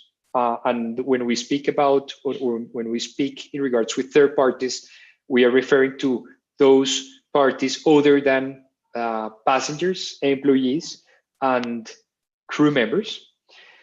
The second group will be passengers, very relevant, and passengers coverage includes baggage. And in the third place, it is also very relevant for airlines to obtain coverage for cargo. And so we'll be addressing, once again, in very general terms, these three types of airline liability insurance. So let's move on to the next slide, please. So in regards with third parties, the typical risks that are insured are damages to third parties on the surface. That means whatever happens to any person on the ground or to any property on the ground that is damaged or that suffers injuries or that is eventually that suffers death as a result of an event caused by an aircraft. And as there is normally a strict liability regime that is applicable to the aircraft operator as a result of anything that happens on the surface. So the aviation liability insurance very much follows that same legal liability regime structure and offers coverage to, for the operator to be protected against claims or events arising out of damages to third parties on the surface. And equally, that third parties coverage offers coverage to events or in regards with events connected with mid-air collisions. And as I was able to briefly mention it, therefore, accidental bodily injury suffered by persons on the ground or on other aircraft will be covered under this insurance. Damages to property, they will also be covered as long as those damages were caused by the aircraft or by any person or object falling from the aircraft. So this is quite relevant. However, the advantage is that the typical coverage that is offered under the aviation insurance is quite broad, because it will not, of course, refer to a specific liability regime. It will be simply referring to those events where by the applicable liability regime, the operator will be liable. But the liability regime in regards with damages to third parties on the surface and mid-air collisions will typically depend on each jurisdiction. That means there are no international conventions on a massive way regulating this matter. The 1952 Rome Convention, even though addresses this matter, is or has or was basically, because this is in the past, was not majorly or massively ratified by countries. Only 52, if I'm not wrong, 52 or 57 states ratified that convention, and therefore the minority of states are governed by the regime set forth in the 1952 Rome Convention, which means the majority of states need to adopt a special liability regime in regards with damages to third parties on the surface. And that means that every state will have their own rules. In the Colombian case, as I will be referring to later on, very briefly, the 1952 Rome Convention structure is at least followed very much. So in Colombia, it will not be, or insurers will not find a highly different risk in terms of legal regime than that is included in the 1952 Rome Convention. But in any case, the liability regime will depend on each jurisdiction. So once again, and in short, third parties insurance coverage will offer coverage for damages to third parties on the surface and for mid-air collisions. So let's move on now to passengers. In regards with passengers, insurance coverage is granted for accidental bodily injury. Is granted as well for loss or damage to baggage and personal items carried carried by the passengers. And this structure, as it was the case with the third parties coverage, is very much aligned with the international regime that will govern the liability regime for airlines, and that is contained in either the 1929 Warsaw Convention system or the 1999 Montreal Convention. And this is why it is quite curious that the insurance coverage usually refers to bodily injury. And the reason why it refers to bodily injury is because the conventions, both the Warsaw system and the 1999 Montreal Convention, they include bodily injury, or they refer to bodily injury as a condition to access or any compensation, or in other words, to trigger any liability on the airline's side, as long as that bodily injury is the result of an accident suffered by the passenger on board the aircraft or during embarking or disembarking. However, attention shall be given and shall be paid to those local regimes where airline liability may go beyond bodily injury, and the Colombian case is one of those examples, because our local rules, they do not need, or they do not rely on a bodily injury to trigger the air carrier's liability, just an injury. And therefore, our advice will always be, and our comment will always be, that proper insurance coverage needs to be obtained and aligned with that, because technically speaking, if a passenger suffers an injury that is not bodily, then eventually that might fall outside of the coverage, and this needs to be addressed in advance in order to avoid any coverage disputes or issues, even though they tend to be rare in aviation, but nevertheless they can happen. In terms of baggage, it is very likely that given the amount or the number of claims that are filed against airlines in regards with baggage can suffer delay, baggage can suffer damages, baggage can be destroyed, and so on. So this means that airlines and operators are often exposed to a very high number of claims in regards with baggage. Therefore, it is very typical that deductible in regards with baggage will be even above the Montreal 1999 convention limits. That means above $1,600 to $1,700 which is very much the limit in SDRs. And what will happen in practice is that insurers will in any case cover defense costs related with a baggage claim, but will not be paying for an eventual compensation that may be ordered in regards with baggage. But anyway, it is included in the coverage. And in the third place, cargo needs a special endorsement. That means that under the general coverage granted by the ABN1C or ABN1D policy wording, or the tailor-made policy wording for general liability, cargo is not included, and therefore a separate endorsement is available to include cargo liability coverage, and that is the ABN92 endorsement, which is also kind of restrictive.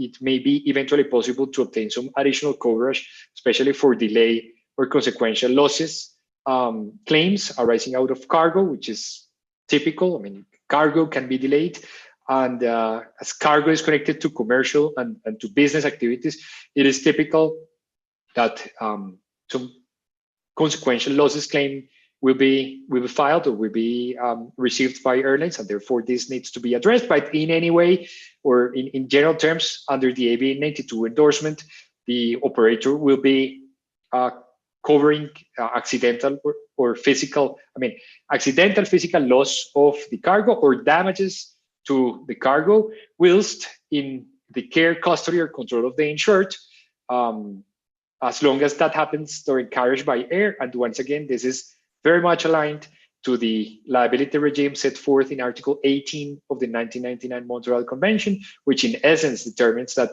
the airline is strictly liable for damages arising out of the cargo upon condition that those damages took place during carriage by air. And Montreal defines what carriage by air means, and carriage by air means, in short, that period during which the carrier was in custody of the cargo. It has also a deductible, and cargo claims are sometimes or tend to be low, and just quote marks on that low, but they tend to be low. And in some cases, therefore, the deductible will be above those claims, which means the airline is anyway exposed. By insurers will in practice be covering defense expenses and all those amounts that are above the deductible. This, of course, depends on each airline and on how many, and let me just clarify this, because as George was able to explain it, deductible in whole coverage tends to be very much the same everywhere. And this is the result of the 1980s practice, and we still see that today, even though it is not an agreement, because it cannot be, otherwise insurers will face competition issues.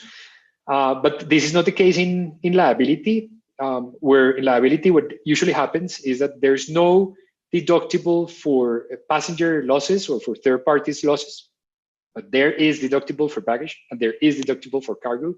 And it will vary depending on each insured and on each circumstances. Just connecting this with what George was mentioning in regards with the actual placement season, that is November, December, it will be very likely that insurers tend to increase deductibles in regards with cargo and baggage, and therefore airlines will be directly exposed to claims arising out of those losses. So in essence, and apologies once again for this very brief introduction, but we just wanted to give you an introduction. Let's move on very fast to the exclusions, just to finish this liability introduction. Liability exclusions, in essence, first, geographical limits. There are many, but these are the most relevant ones. Geographical limits, very important. Sometimes the policy will also include the LSW 617 endorsement.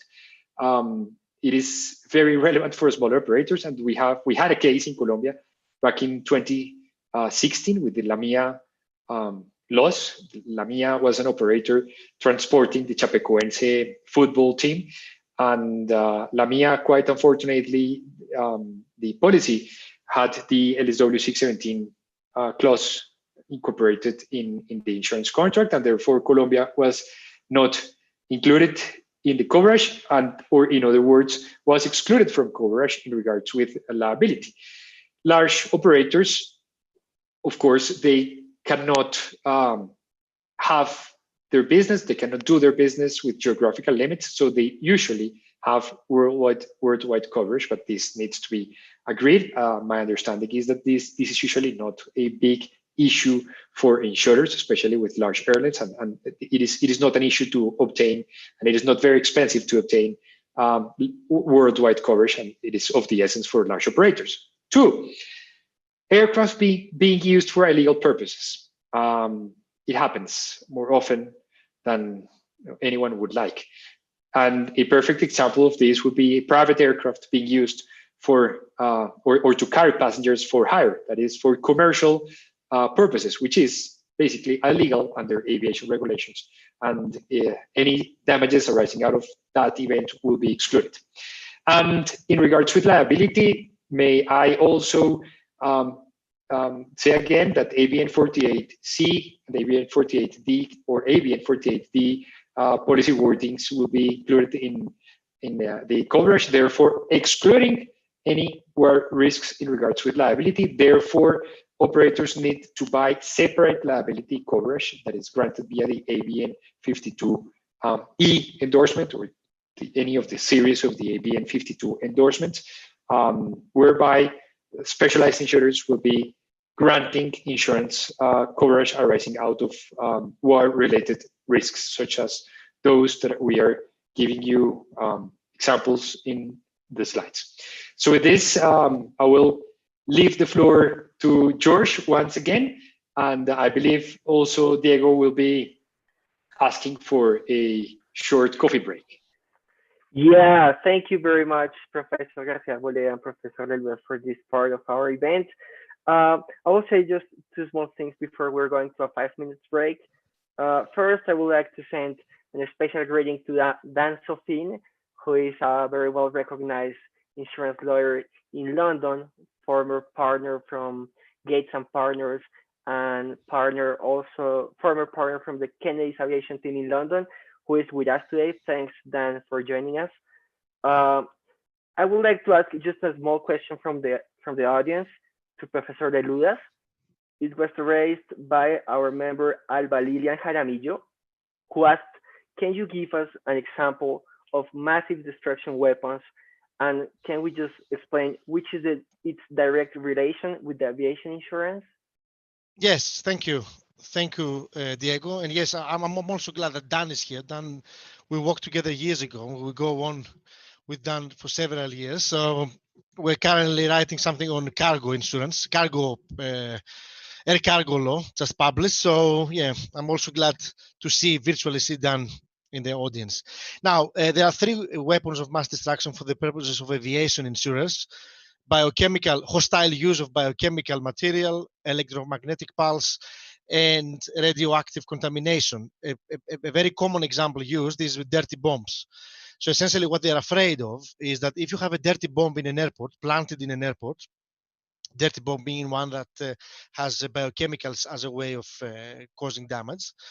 And then if you have a regular bomb, probably people will die in the immediate vicinity of where the bomb is planted. Or if you have put it in an aircraft, probably you would destroy the aircraft, the gate, maybe an aircraft that is waiting next to it. Now, with a dirty bomb, if you plant it and it's of enough power, it has the capacity to destroy the whole airport, to kill everyone inside or to injure everyone inside, and also to destroy the vast majority of aircraft waiting at the gates. So their fear is that if something like that happens, we have an aggregation, an accumulation of losses. And especially liability is one major issue, certainly, but one of the major concerns at the moment is hull. Imagine having 100 aircraft of 30 million value each being destroyed at one go. You immediately have a 300 million loss.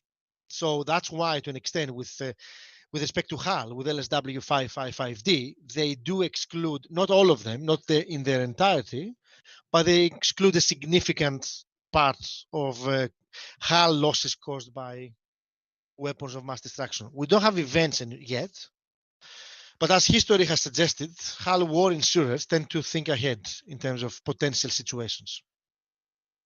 I hope that answers the question. Thank you, George. So, thank you. Well, we're going to do a break in this moment. I would like to remember our audience, our speakers are open to answer your questions. We will try to answer the most of them as the time allows us. And finally, in the second part, we'll be talking about compulsory insurance and a brief approach to the aviation and aircraft, the aircraft financiers, actually. So, well, see you in 5 minutes. Thank you.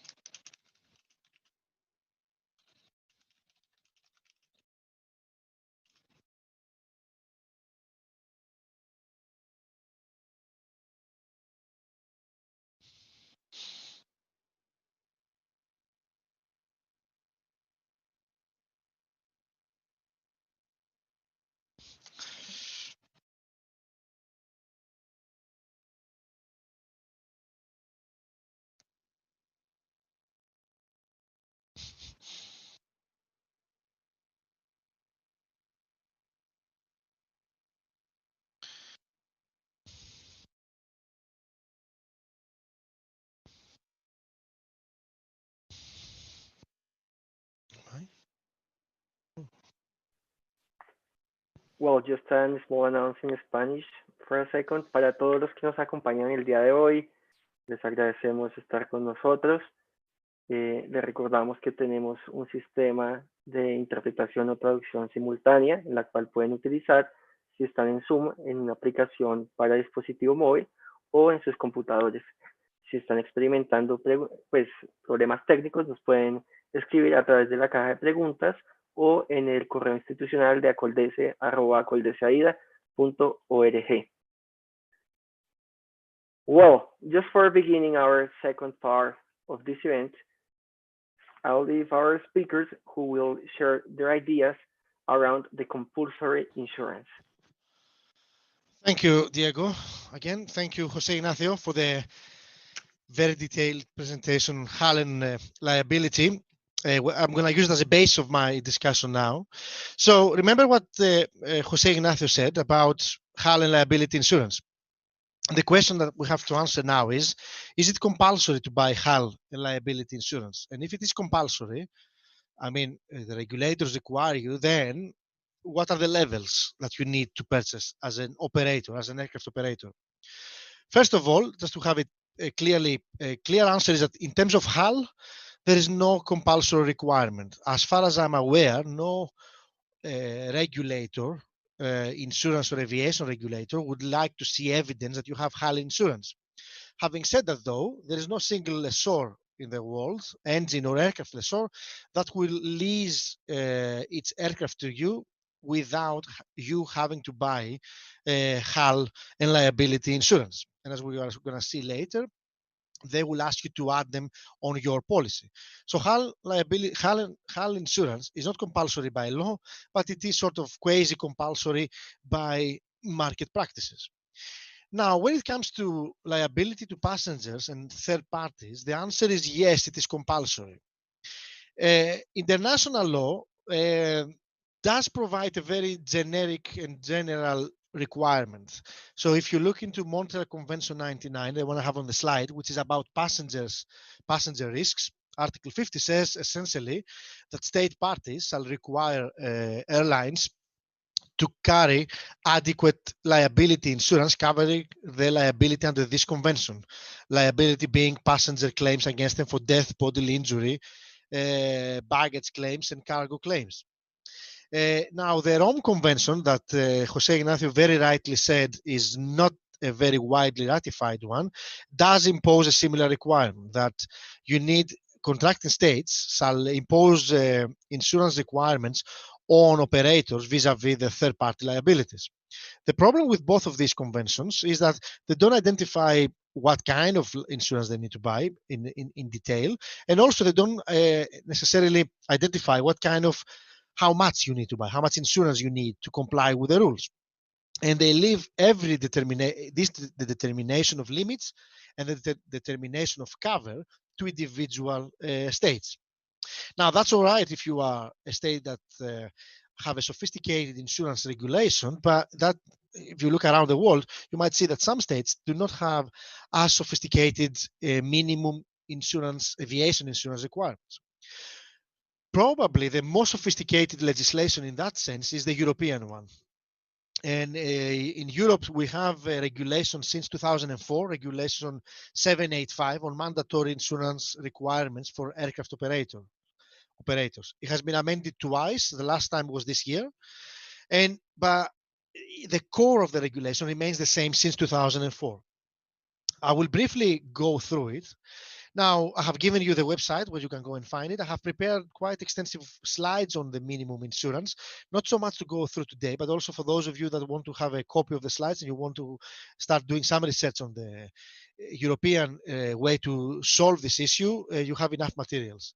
Now, when does this regulation apply? It applies to any flight within Europe, into Europe, out of Europe, or over the territory of Europe. It will cover every single flight, whether you overfly European airspace, whether you fly within Europe from France to Italy, whether you fly into France from, let's say, Colombia, whether you fly out of France to Colombia. Any of that situation, you are covered and you have to comply with the regulation. It doesn't matter the nationality of the airline. It doesn't matter the nationality of the aircraft. It has a clear geographical scope. Who is responsible to buy the insurance? The regulation says the aircraft operator, meaning the guy that has continual effective disposal of the use of the aircraft. Usually in dry leases, that would be the lessee, and in wet leases, it will be the lessor. Now, what kind of risks do you need to insure? You need to insure, as per the regulation, liabilities for passengers, baggage, cargo, and third parties. And the regulation makes very clear that those risks should include both non-war and war risks. So you need to have cover for terrorism, hijacking, and so on. Now, one differentiation there.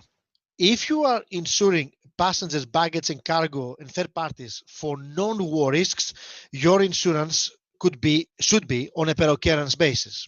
So every time you have a loss, the insurers will need to provide you the limits of the policy. With respect to third parties war risk, only third parties war risk, then these insurance could be on an aggregate basis, meaning that the limit you have in your policy for third party war risks, for example, if you have $1 million US dollars for third party war risks, this is a year-long limit. It's not a per occurrence. Not every time that you have a third party accident, insurers are liable up to 1 million. Essentially, they give you 1 million per year to cover all the claims that you might have under third party liability cover for the entire year. And if those claims exceed this 1 million, then they have no further responsibility. You need to find further insurers to cover those risks. The other tricky point with the European regulation is that it's the only one that I am aware of that covers cargo and baggage claims. So essentially, it makes cargo and baggage insurance compulsory. I'm not a big fan of that, especially when it comes to cargo insurance, but that's the law in Europe. I haven't seen it, though, anywhere else. Even if you look in sophisticated aviation insurance countries like the US, they are not going to have compulsory insurance for cargo and not compulsory for baggage. But from the European point of view, all these four risks are treated in a similar manner. What are the liabilities? What are the numbers you need to get? For passenger risks, the minimum insurance you need to have is 250,000 SDRs per passenger. So essentially what the European Union wants you to do, if you have an aircraft of 190 seats, the minimum insurance you need to buy for liability risks is multiply 190 seats by 250,000 SDRs, and that will give you the figure. For baggage claims is 1.288 SDRs per passenger. This is the limit of liability for baggage claims under the Montreal Convention. And for cargo is 22 SDRs per passenger, which is again the limit of liability for cargo claims under the Montreal Convention. One good example is Australia. Australia imposes stricter requirements than the European Union. If you look into passengers, EU is on 250,000. Australia increases it to 260,000 SDRs. You might say it's a very small increase. It is a very small increase, but Australia, if they could, they wanted to increase that limit to 725,000 Australian dollars. At the moment in Australia, this limit of 725,000 only applies to domestic operators, not to international operators. And they wanted to have exactly the same figure for international flights. What prevented them from doing so is that if they applied that to international flights, that would mess up the international system of minimum insurance requirements. Mess up on the basis that most jurisdictions that provide for minimum insurance requirement, they have a figure around 250, 260,000 SDRs per passenger. If Australia would increase it significantly, then that would create problems to airlines, specifically flying to Australia, and also general operators, aircraft operators, smaller operations that do fly to Australia. So they decided to keep the international flights limit to 260,000 SDRs. For example, if you look into Canada, the minimum insurance for passengers is 300,000 Canadian dollars, and in the US is 300,000 US dollars. The difference with the US is that the US requirement is that you need to have 300,000 US dollars per flight, but you don't multiply that figure by the full capacity of your aircraft like you do in Europe. You multiply it by 75% of your aircraft capacity. So if you have an aircraft of 100 seats, then the minimum insurance you need to buy is $300,000 multiplied by 75 seats. Whereas in Europe, it would be full capacity. Now, for third-party insurance, all is based on the maximum takeoff mass of the aircraft as recorded in the certificate of airworthiness. And here I have copied you the list. Essentially, I look into list 10, for example, which is easier. If your aircraft is more than 500,000 kilograms, that would be a 747, an 787, an A380. That's usually the maximum takeoff of them. Then you need to have at least 700 million SDRs, third-party liability insurance, to cover both your war and your non-war risks. And as you can see, the minimum insurance reduces as the weight of the aircraft is reduced.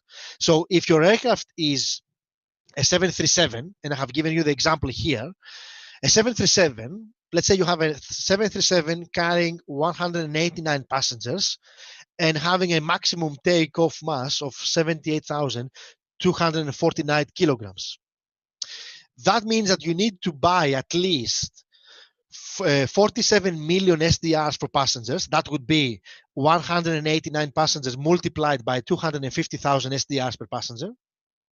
You need to buy, and then for baggage claims, 243,000 SDRs. You multiply 189 passengers by 2,881. This one here per passenger for baggage.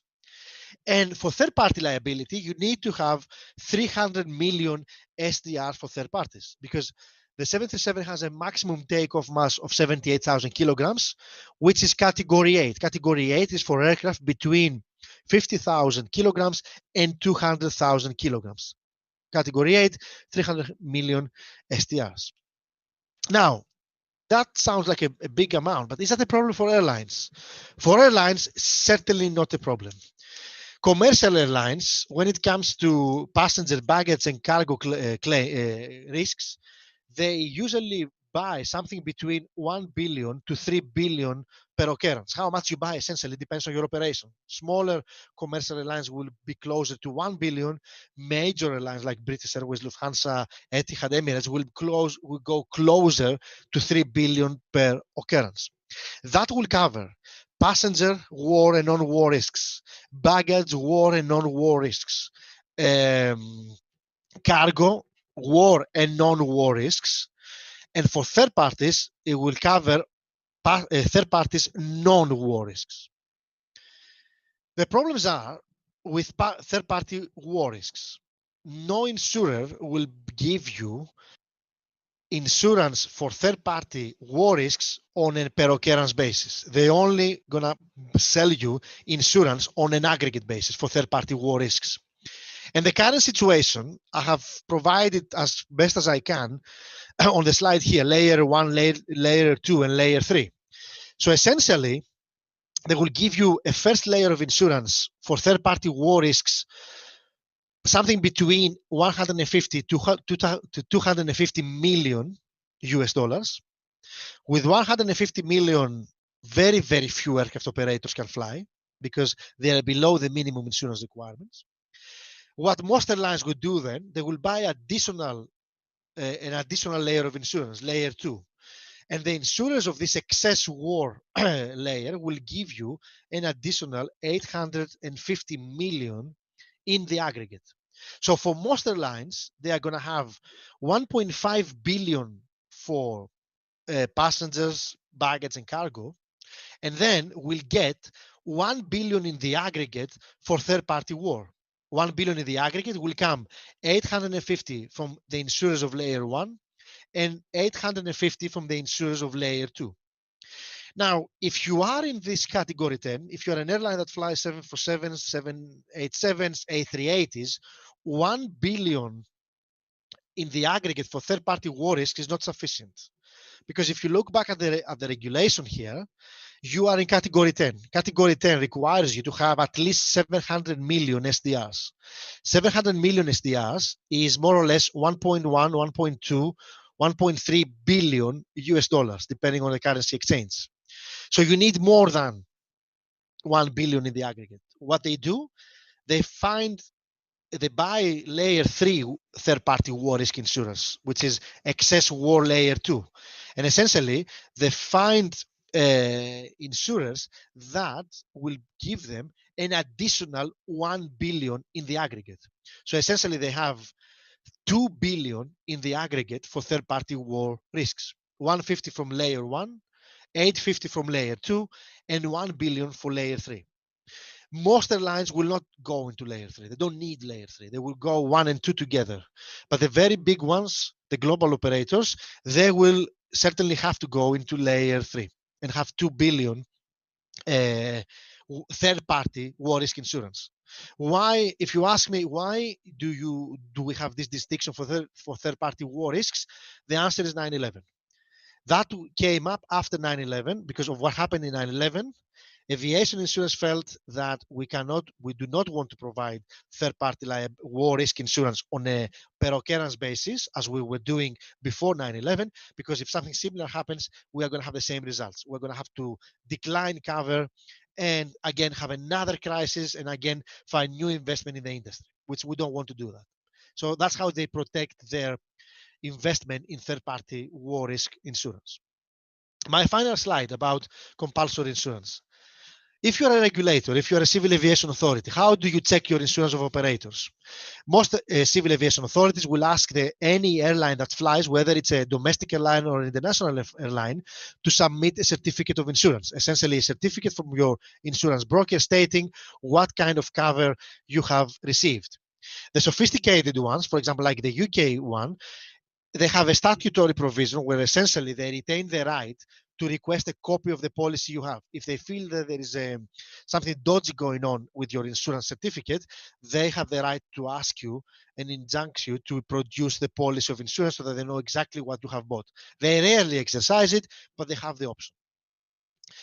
Another way of controlling what kind of insurance the operators take is follow the example of the Australian Civil Aviation Authority. And Australia has a very sophisticated provisions in the Civil Aviation Act, where essentially it goes back to what José Ignacio discussed. And they said that, look, we know that most of you would buy bodily injury insurance, but we don't want that. We want you to buy personal injury insurance, essentially to cover claims that qualify as, for example, mental distress, post-traumatic stress disorder, and so on and so on. So that's one of the major developments. It's not so much such a unique regulation anymore. Why is it not anymore unique? Because if you look into any single major airline that you have, and if you look into their insurance policy, the insurance policy will say, will keep repeating bodily injury, bodily injury, bodily injury. But if you go down to how they define bodily injury, for commercial airlines, this definition of bodily injury will include mental injury. So it will include mental distress, PTSD, and so on.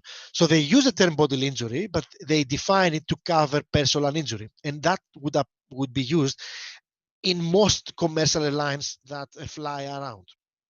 For general aviation, it's a very different story. If you have a small operation, probably they won't give you bodily injury. You are going to have to buy insurance on a personal injury. Sorry, they won't give you personal injury. You will have to buy insurance on a bodily injury basis. The other issue that the Australian regulator does, it's a relatively unique provision where essentially it says that, look, if you insurers have a reason to avoid the policy because, for example, the airline or the aircraft operator has breached a warranty of geographical limits. So essentially, you are flying in an area where you are not supposed to fly. You are not allowed to fly. In most policies, there would be a warranty. It would be a breach of a warranty. Or if you overload the aircraft and so on and so on, and there is a breach of a warranty there. They provide that you still have to pay out the victims. You still have to pay out the compensation to the victims, and then you get a right to go after the airline to recover the amounts of money you paid to them. This is a provision that is solely aimed to protect consumers and to protect victims of major crashes. from insurers saying, no, we don't provide cover because the airline screwed up with the geographical limits, for example. Now, to deal with that, the insurance market in London has provided endorsement, AVN 57A.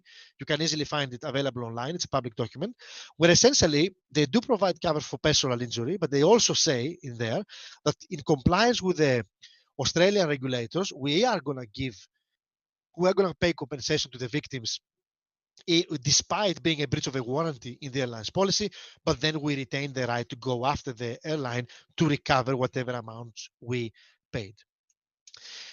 Now, what else civil aviation authorities do, or they have the right to do, certainly in the UK and certainly in Europe?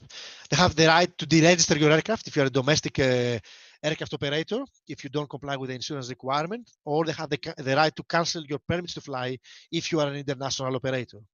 They have the right to prohibit your takeoff if they feel that you don't carry enough insurance, and they can even do that as an emergency measure and then get an injunction. So it's not getting an injunction from court is not a prerequisite, because that would delay the situation. So they have the right to essentially issue an order stopping you from taking off. And also in many countries, certainly in the UK, there is a criminal offense if you are the managing director or the pilot of an aircraft that doesn't have enough insurance. They haven't exercised it in public yet, but the UK Civil Aviation Authority has come close a few times to actually filing a claim against an aircraft operator for not having enough insurance. And in that respect, I don't believe that fronting is a solution. I know Colombia had fronting for several reasons. Fronting won't help you retain police airlines about the insurance they have. Fronting only is a way of, yes, maybe supporting the local industry, but as experience suggests with aviation insurance risks, the risk is not kept in the local, in a domestic jurisdiction. It's kept in the sense of, on paperwork, but there is certainly reinsurance in London or in the US. And in many Latin American countries where fronting remains the law, you can see that, yes, the local insurer maybe will retain 1% of the whole risk in essence, but 99% of that goes back to insurance in London. So you don't police anything. It doesn't solve anything. And for those of you, and Jose Ignacio knows quite a bit about that. If you look into the Gol accident in Brazil a few years ago, yes, there was fronting, but the local insurer in Brazil kept 1%. 99% of the compensation and the money came from London insurers. That's what I want to say about compulsory insurance. I'm very aware of the time. Probably will extend a bit the seminar, but thank you very much. Thank you again, George. Very insightful explanation. And then I would like to just give you some brief words in regards with compulsory aircraft insurance in Colombia. And I will begin exactly with the issue that George was mentioning at the end of his presentation. And that's the one that is related with fronting, because this is very much connected with our understanding of compulsory insurance or not in Colombia. So before moving on to the minimum requirements in terms of securities, because it is not insurance, and I'm already moving a bit to the what we'll be covering in the future in regards with this topic. I will not refer to compulsory insurance, but to the obligation to provide or to buy or to have proper securities to operate a commercial aircraft, because it is not only for insurance. So first, in terms of marketing, and under Law 13-288 of 2009, it is possible for foreign insurers to offer aviation insurance in Colombia and to Colombian residents. But quite unfortunately, the law was not at all technical and did not consult the reality of aviation insurance. And it only allows foreign insurers to come to Colombia and offer insurance, aviation insurance, without being incorporated in Colombia, as long as that coverage is related with international commercial aviation.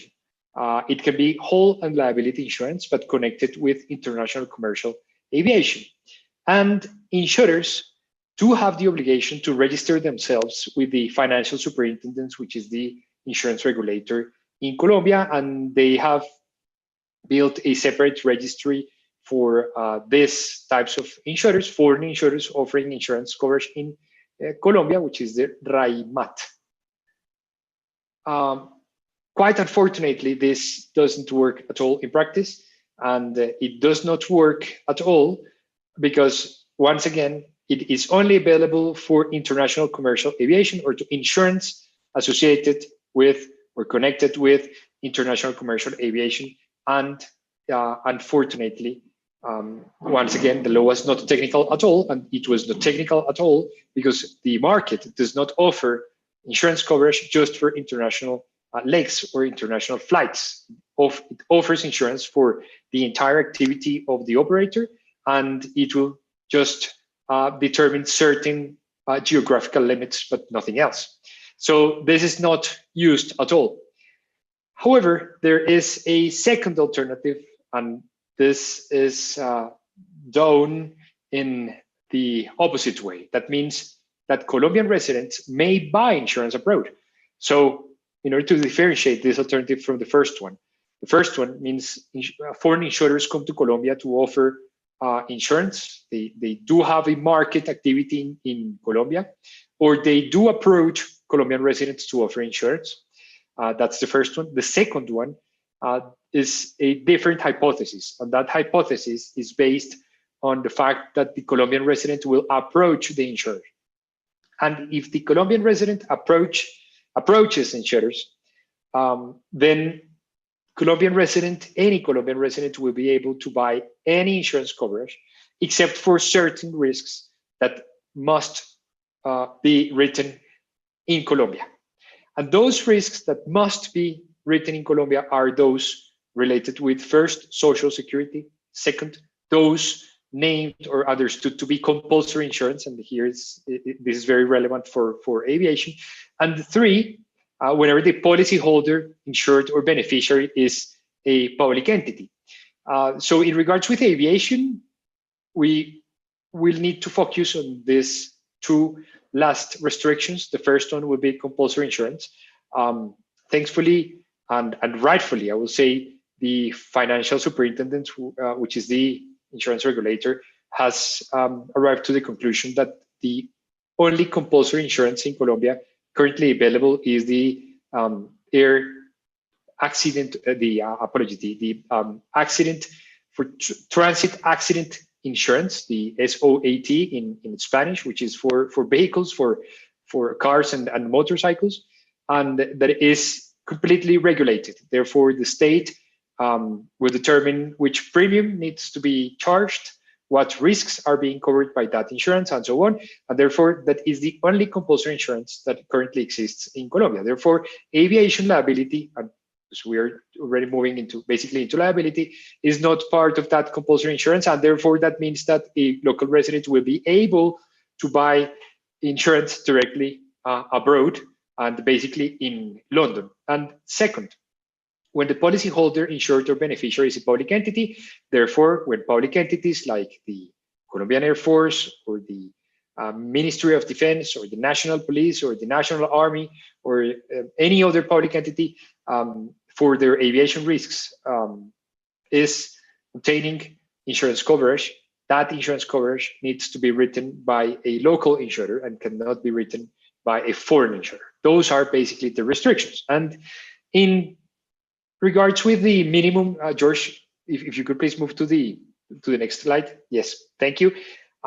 In regards with compulsory insurance and aviation, Article 1900 of the Commercial Code sets forth the obligation for commercial operators in regards with securities and proof of securities that shall be provided to the Civil Aviation Authority in order for the Civil Aviation Authority to approve the operation of an aircraft. And what the rule states is that the operator is free to choose among four alternatives of securities in order to demonstrate that they have covered these risks. And we will see which risks on the next slide. But first, they can do it via insurance, they can do it via a letter of credit or a bank guarantee. Third, they can use a cash deposit. And fourth, they can use any other type of securities that as long as they are traded in the stock exchange. So any of these four alternatives will be acceptable for the Civil Aviation Authority to approve the operation of a commercial aircraft. So if we choose any of them, if the operator chooses any of them, it will need to comply with these minimum requirements for commercial aircraft. So it needs to buy coverage for the liability limits set forth in the commercial code. And if it is an international air carrier, it needs to buy insurance, or it needs to provide proof of, or to produce proof of adequate insurance coverage pursuant to the international conventions related with aviation liability regimes, basically Warsaw, Montreal, because Colombia is not party to the Rome Convention. So in short, limits need to, the insurance limits need to be aligned with the liability limits, but calculations may be made with 50% of the aircraft's capacity. So therefore, the insurance coverage may be a little bit lower. Which risks need to be then insured if we are choosing the insurance alternative in terms of security? First, damages to third parties on the surface. Our commercial code is quite old in terms of regulation. It was drafted back in 1958 and then adopted in 1971. And the aviation rules were drafted in 1958, then adopted with the commercial code in 1971, and have never been updated. Therefore, they are determined in terms of grams of gold. So all limits are determined in terms of grams of gold, which is quite variable. They tend to vary very frequently, and they are sometimes a little bit more difficult to calculate. Quite unfortunately, this is what we've got, and all limits are based on grams of gold. Therefore, and very much as George was also explaining it in the European case, in regards with damages to third parties on the surface, those limits will depend on the actual maximum takeoff weight of the aircraft, which will be determined in turn by the airworthiness certificate. And for narrow body and wide body aircraft, we have two categories basically, and those are the ones that I'm presenting in the slide. For passengers, there is a maximum limit of 25,000 grams of gold per passenger for injury or death cases. Therefore, that's the minimum insured amount that will need to be demonstrated by the operator. Hand baggage is included because our rules, they do not make any difference in regards with baggage. So they are part of this, and therefore proper coverage for hand baggage and checked baggage needs to be produced. So in essence, and in Colombia, aviation insurance, liability insurance is not compulsory. And it is not compulsory because you have many other alternatives to insurance in order to demonstrate that you have covered those risks, and insurance is just an option. But if insurance is the option, then certain minimum requirements need to be observed for convincing the aviation authority that the commercial aircraft can be safely operated. So with this, we'll leave the floor back to George and Diego. Thank you, Professor García Arboleda. I will politely ask you to stop sharing the screen for a moment so we can start. Well, actually, we've prepared also a small presentation from our speakers around the aircraft financiers, but since we have time restrictions, we won't be able to do it, sadly. But we're going to try to ask the most sensitive questions that have been raised by our audience and other attendees. So first of all, well, I would like to ask our speakers, this will be raised for both of you, from the local perspective, especially Professor García Arboleda, and from the international perspective, George, which are the challenges of handling with aviation insurance complex claims? Well, some of them, just some of them. that you would like to share with us? Sure, if you would like to begin, yeah. Okay, I'll do it quickly. I mean, although I haven't practiced for quite a few years, I think Dan in the audience is more current than I am. But I think the challenge are the same. That I don't think at the moment the market is more challenging than 10 years ago in terms of claims. I think insurers, no matter what they argue and so on, they are not so concerned about passenger claims anymore. They are willing to give 2-3 billion per occurrence cover for passenger claims and cargo claims and baggage claims. So in terms of statistics and quantification of the risk, they are okay with that. Major losses certainly affect them. Major losses affect them not so much because they don't predict them or that they're not aware of what has happened, but because we'll go back to what we discussed at the beginning. It's a very small pool. It's a very small pool globally. And one major loss of an aircraft worth 70-80 million with full passenger claims, 400 people claiming against you, especially if they find a jurisdiction in the US to claim against you, certainly it's a significant bill. And although they certainly have the money to pay the bill, they need to recover the losses. And because the pool is small, they need to recover the losses globally. So in that respect, total losses, it's difficult to manage. And I think one of the things which you don't see in other markets, like, for example, the shipping market that is very unique to aviation as a situation, is because it's a small pool and it's a small set of insurers, subrogation actions do not happen very often, and they're not so familiar, they're not so keen to exercise subrogation actions as they do, for example, in shipping or in energy insurance, because I mean, in many respects, you can have a situation where the insurer of the airline is the same as the insurer of the manufacturer, components, parts, or engine, or anything. So in that respect, there's a bit of a more understanding that, yes, we share the losses if we think there is a product liability issue, but we don't actually chase each other in terms of subrogation actions, which are anyway expensive. But that, again, raises issues if you are acting from an airline point of view and you have a claim as a result of a total loss, and you get your money from the insurers for the claims of passengers and third parties in the hull. Then one of the questions that you have is, how am I going to recover my uninsured losses? And if there's a component parts manufacturer in there, okay, I'm going to bring an action against the component parts manufacturer for my uninsured losses, my consequential losses. But when the component part manufacturer is insured by the same insurer as you, there are issues. And as a lawyer, you need to balance those issues. You need to deal with this claim from a point of view of the airline, which usually this type of situations you don't encounter in shipping or in marine insurance, where the situation is more aggressive and it's more, I'm going to recover my money and I'm going to go after you no matter what. So in that respect, I don't think we have issues with limits. I don't think there are financial issues. Even with third-party liability war risks, the way that they are providing insurance now, with limits being on an aggregate basis, the market is okay. It's all right to cover any kind of claims. Weapons of mass destruction, if we ever have any situation, could stretch the capacity of the market, but that's a discussion for a different day, when and if it happens.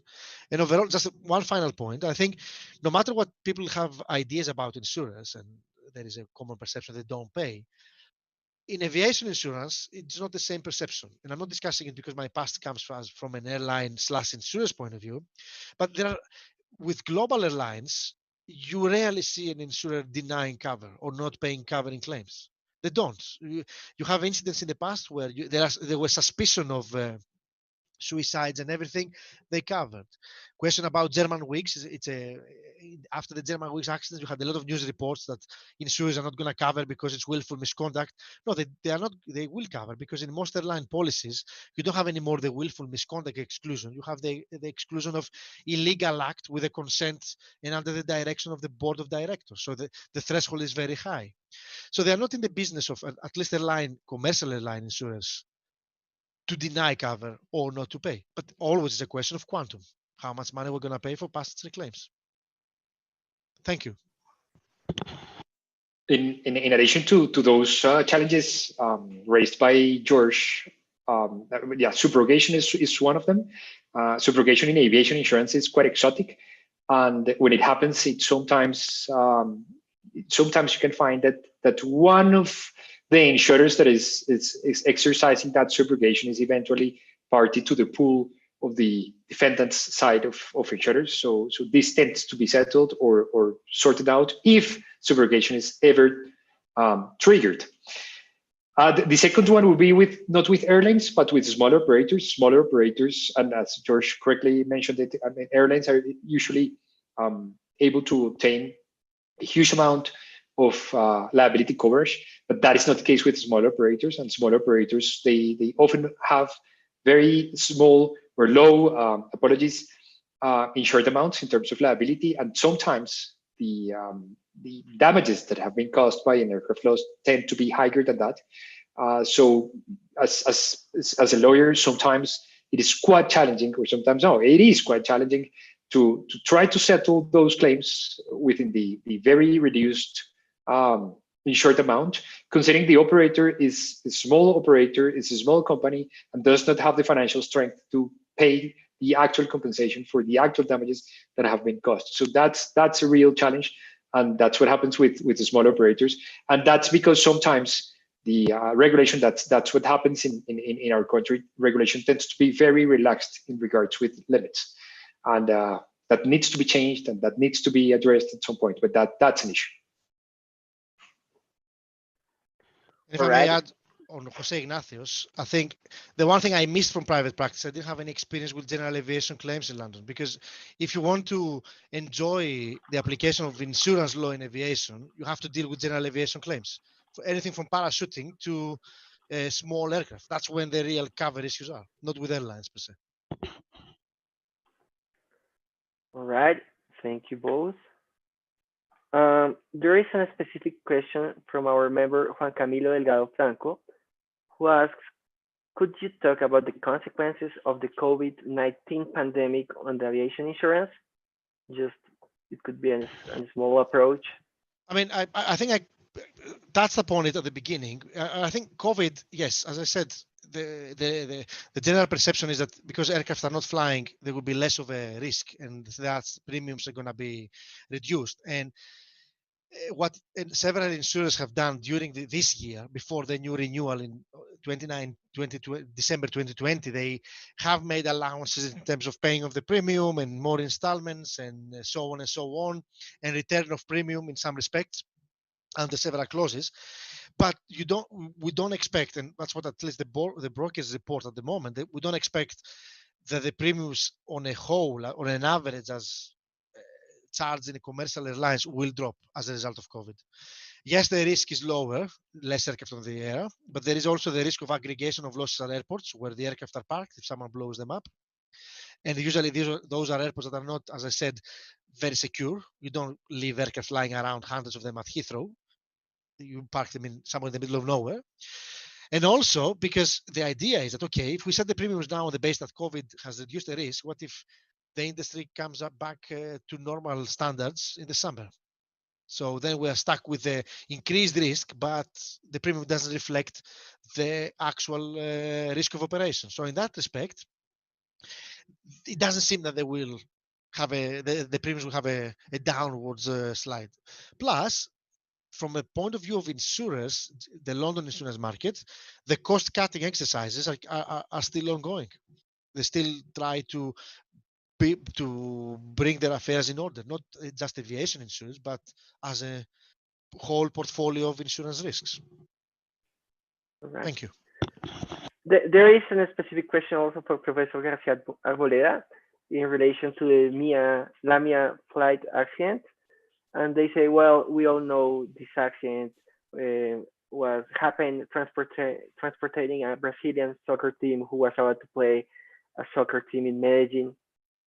And more or less what he's asking is, can you share with us who is supposed to be liable in this case, taking into account the exclusion of geographically limitations, and also by which law it will be ruled, taking into account that the accident occurred in Colombia, the Brazilian team or the victims were located in Brazil, and the airline was from Bolivia. Perfect. This is a fantastic case example that quite unfortunately happened in real life.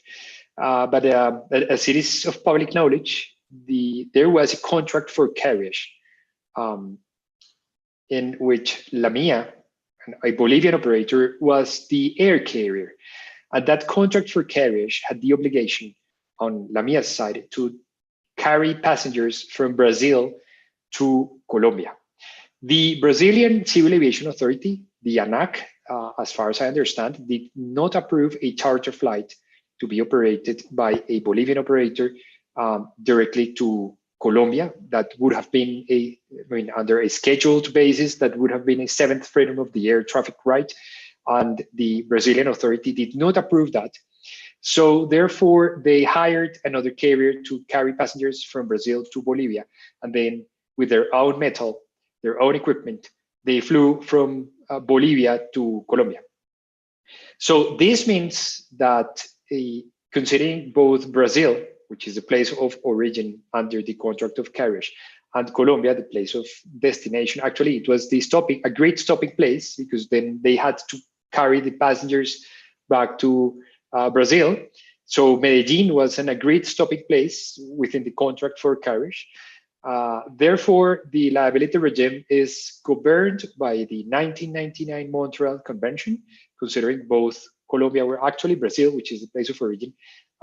Brazil is party to the 1999 Montreal Convention, and therefore that's the liability regime to govern this loss. That means that from the passenger perspective, the airline is liable, and under the 1999 Montreal Convention and pursuant to the liability limits that were available back in 2016, the airline is strictly liable up to 113,000 SDRs, special dwelling rights per passenger, and it may be liable on a fault-based liability regime on any amount exceeding 113,000 SDRs per passenger. So the issue here, and the issue with the small operators, first there was a coverage issue, as it was also publicly known. Insurers raised an issue in regards with coverage, and as George was mentioning it, this happens with small operators. It does not happen with large operators. So there was a coverage issue, and it was raised by insurers, and quite unfortunately and quite sadly, this means that the operator is liable, but the operator will always be liable, but the operator will be financially exposed, directly exposed. And when there is a small operator, then ultimately no one will have funds to pay for these types of losses. So this is very much the situation with the La Mía, and quite unfortunate, of course, because the operator basically disappeared with the aircraft. Thank you, Professor. Isabella, from our audience, she is very interested in how the state contracts their own military aircraft insurance, and she had like two questions related to it. She asks, first, if there is any additional insurance that must be purchased to the hull and the liability insurance. Also, where the legislation could be found related to this topic. And finally, how we can do it more efficient.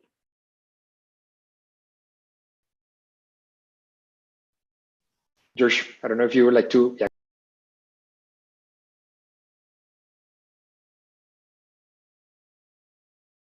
Go ahead, Jose Ignacio. I will add a few points at the end. That's okay. Perfect. I will simply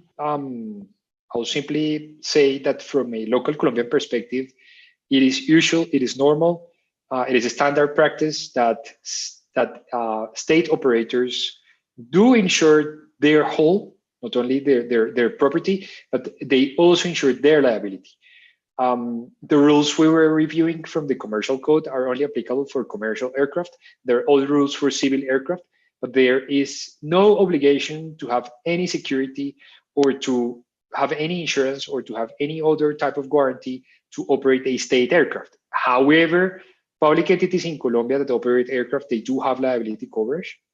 And it operates in a very similar way, not to say in exact way, as it operates in regards with civil aviation. And it is basically written by the London market, in essence, via fronting.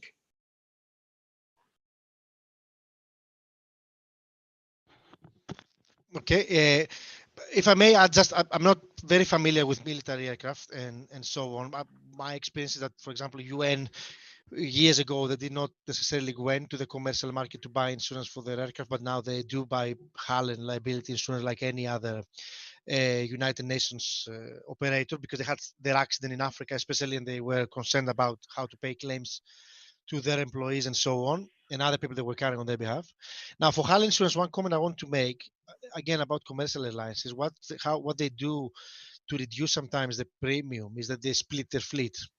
So in some respects, they buy, especially hull war insurance, they split the fleet in the sense they buy, for part of the fleet, they might buy the full version of hull war risk insurance that includes weapons of mass destruction. And for parts of the fleet, they buy the version, the D, the LSW 555D, that excludes parts of the risk of weapons of mass destruction. Or again, they go with value. They don't insure all their aircraft for hull war, especially if they own their own aircraft. They select which ones they want to insure.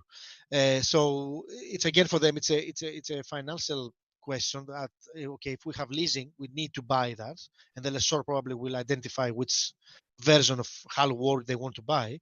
But when it comes to aircraft they own, they can do different tricks like non-insurance or split LSWs 555B for parts and D for some other parts. If that answers the question. Thank you very much.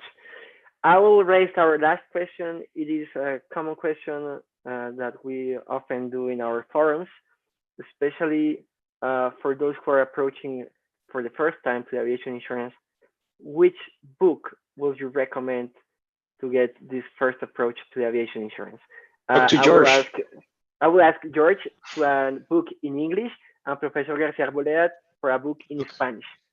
If you want a real down-to-earth introduction to aviation insurance, not law, but to aviation insurance, I think there is a book out there, I think it's called Plain Man's Truth, written by a broker in London. I can find it. I can find the link and send you, Diego. It's a short book. It's around 90 pounds worth, like that small. But when I read it, and I had already experience with aviation insurance, it put everything into one concise piece of work.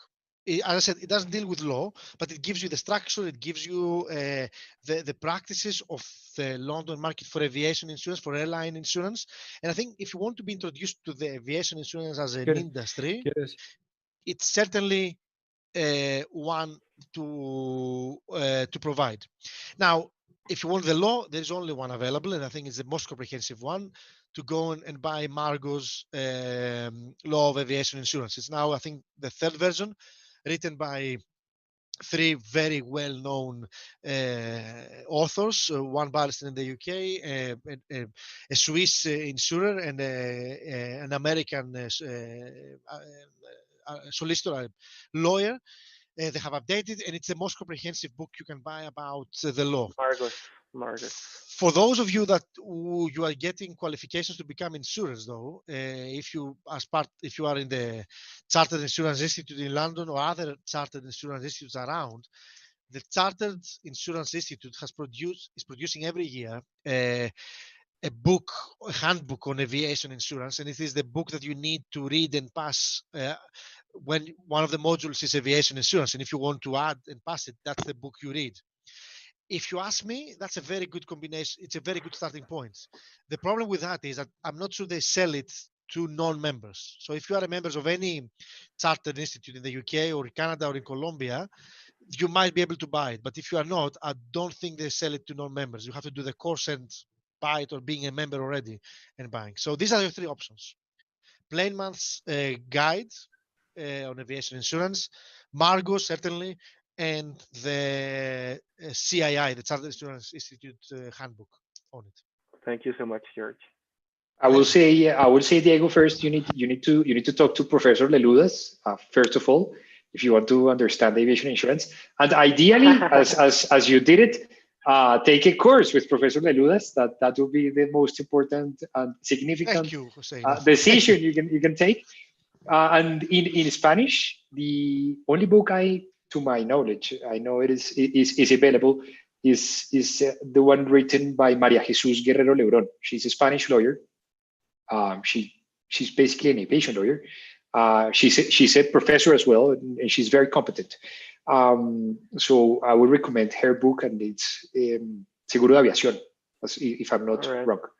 I think it is published by one of the most well-known editorials in Spain. I can't remember the name right now, but as far as I understand, it's that one. And to my knowledge, it is the only one written in Spanish. Okay. Thank you so much. Well, I would like to close our event being so grateful to you two for your time. It was an awesome event. It was a unique opportunity to learn from two international experts, as you have seen today. And we are really, really proud and happy of having shared this time with you two. I mean, thank you very much again. Thank you, Diego. And I think it's fantastic what you're doing with the new generation of insurance lawyers. And I hope it goes well and you do as many seminars as there are insurance topics around. And I know I have a soft spot for Colombia, although I have never visited. My soft spot comes from a BBC documentary a few months ago praising Colombia as a country. And I watched it and I thought, before even meeting you, and I thought, wow, that's a place I need to visit. And then I met you in Amsterdam, and yeah, we had a. And you know you're circle. welcome here, George. And just before leaving and giving the floor to our association authorities, I would like to say to George, you remember that time we met in Amsterdam and we were watching soccer. Just to the audience to know, I want to him because we bet that Harry Kane will score more than 5 goals in the Russia's World Cup, and he did, and he was the top scorer, right? You remember he was, that, George? That was the bet we had. That was the bet we have in Amsterdam. And since I know you're a big fan, being so thankful for your time from Young Acoldese, we have a gift for you, George. Thank you. You will love it. It's a Colombian national team jersey. Nice. I will deliver it to you to fancy. I hope with the COVID restrictions, it will be very soon there, so you can wear it for our next South American qualifiers. I will wear it and send a photo. Thank you very much, guys. It was my pleasure. As I said, I love speaking to the younger generation of lawyers, of students, academics, and everything. And I very much, as I said, I think you are lucky to have people like Jose, Ignacio, and Diego to take such initiatives. So you don't see it that often in many other countries, and I think you should be grateful to both of them for that. Thank you. Thank you again, George. Thank you, George. Pleasure to have you here. We will wait your picture with our national jersey. You will see. So, Dr. Nicolás, por favor. Gracias, Diego. Thank you very much, George, for your presentation. It was wonderful. It was an honor to have you here in Acoldese. Doctor José Ignacio, mil gracias por su presentación también, excelente como siempre. Doctor Diego, muchísimas gracias por la organización del evento, de verdad que una excelente muestra de aprendizaje para los jóvenes abogados en Derecho de Seguros y en Derecho Aeronáutico. Entonces, una excelente forma de iniciar el día para Colombia en esta mañana de martes. A todas las personas que participaron en el evento, muchas gracias por habernos acompañado. Si alguien quiere repetir la tertulia, lo puede hacer en el canal de YouTube de Acoldese. Muchísimas gracias a todos por su presencia. Esperamos hacer un evento más antes de que finalice este año 2020 de Acoldese. Les estaremos informando con suficiente antelación para que estén preparados. Entonces, nuestros panelistas, nuevamente, muchísimas gracias. Que estén todos muy bien en nombre de la Asociación Colombiana de Derechos Seguros Acoldese. Una feliz tarde. Hasta luego a todos. Bye bye. Thank you. Bye bye. Thank you, George. Take care. Thank you.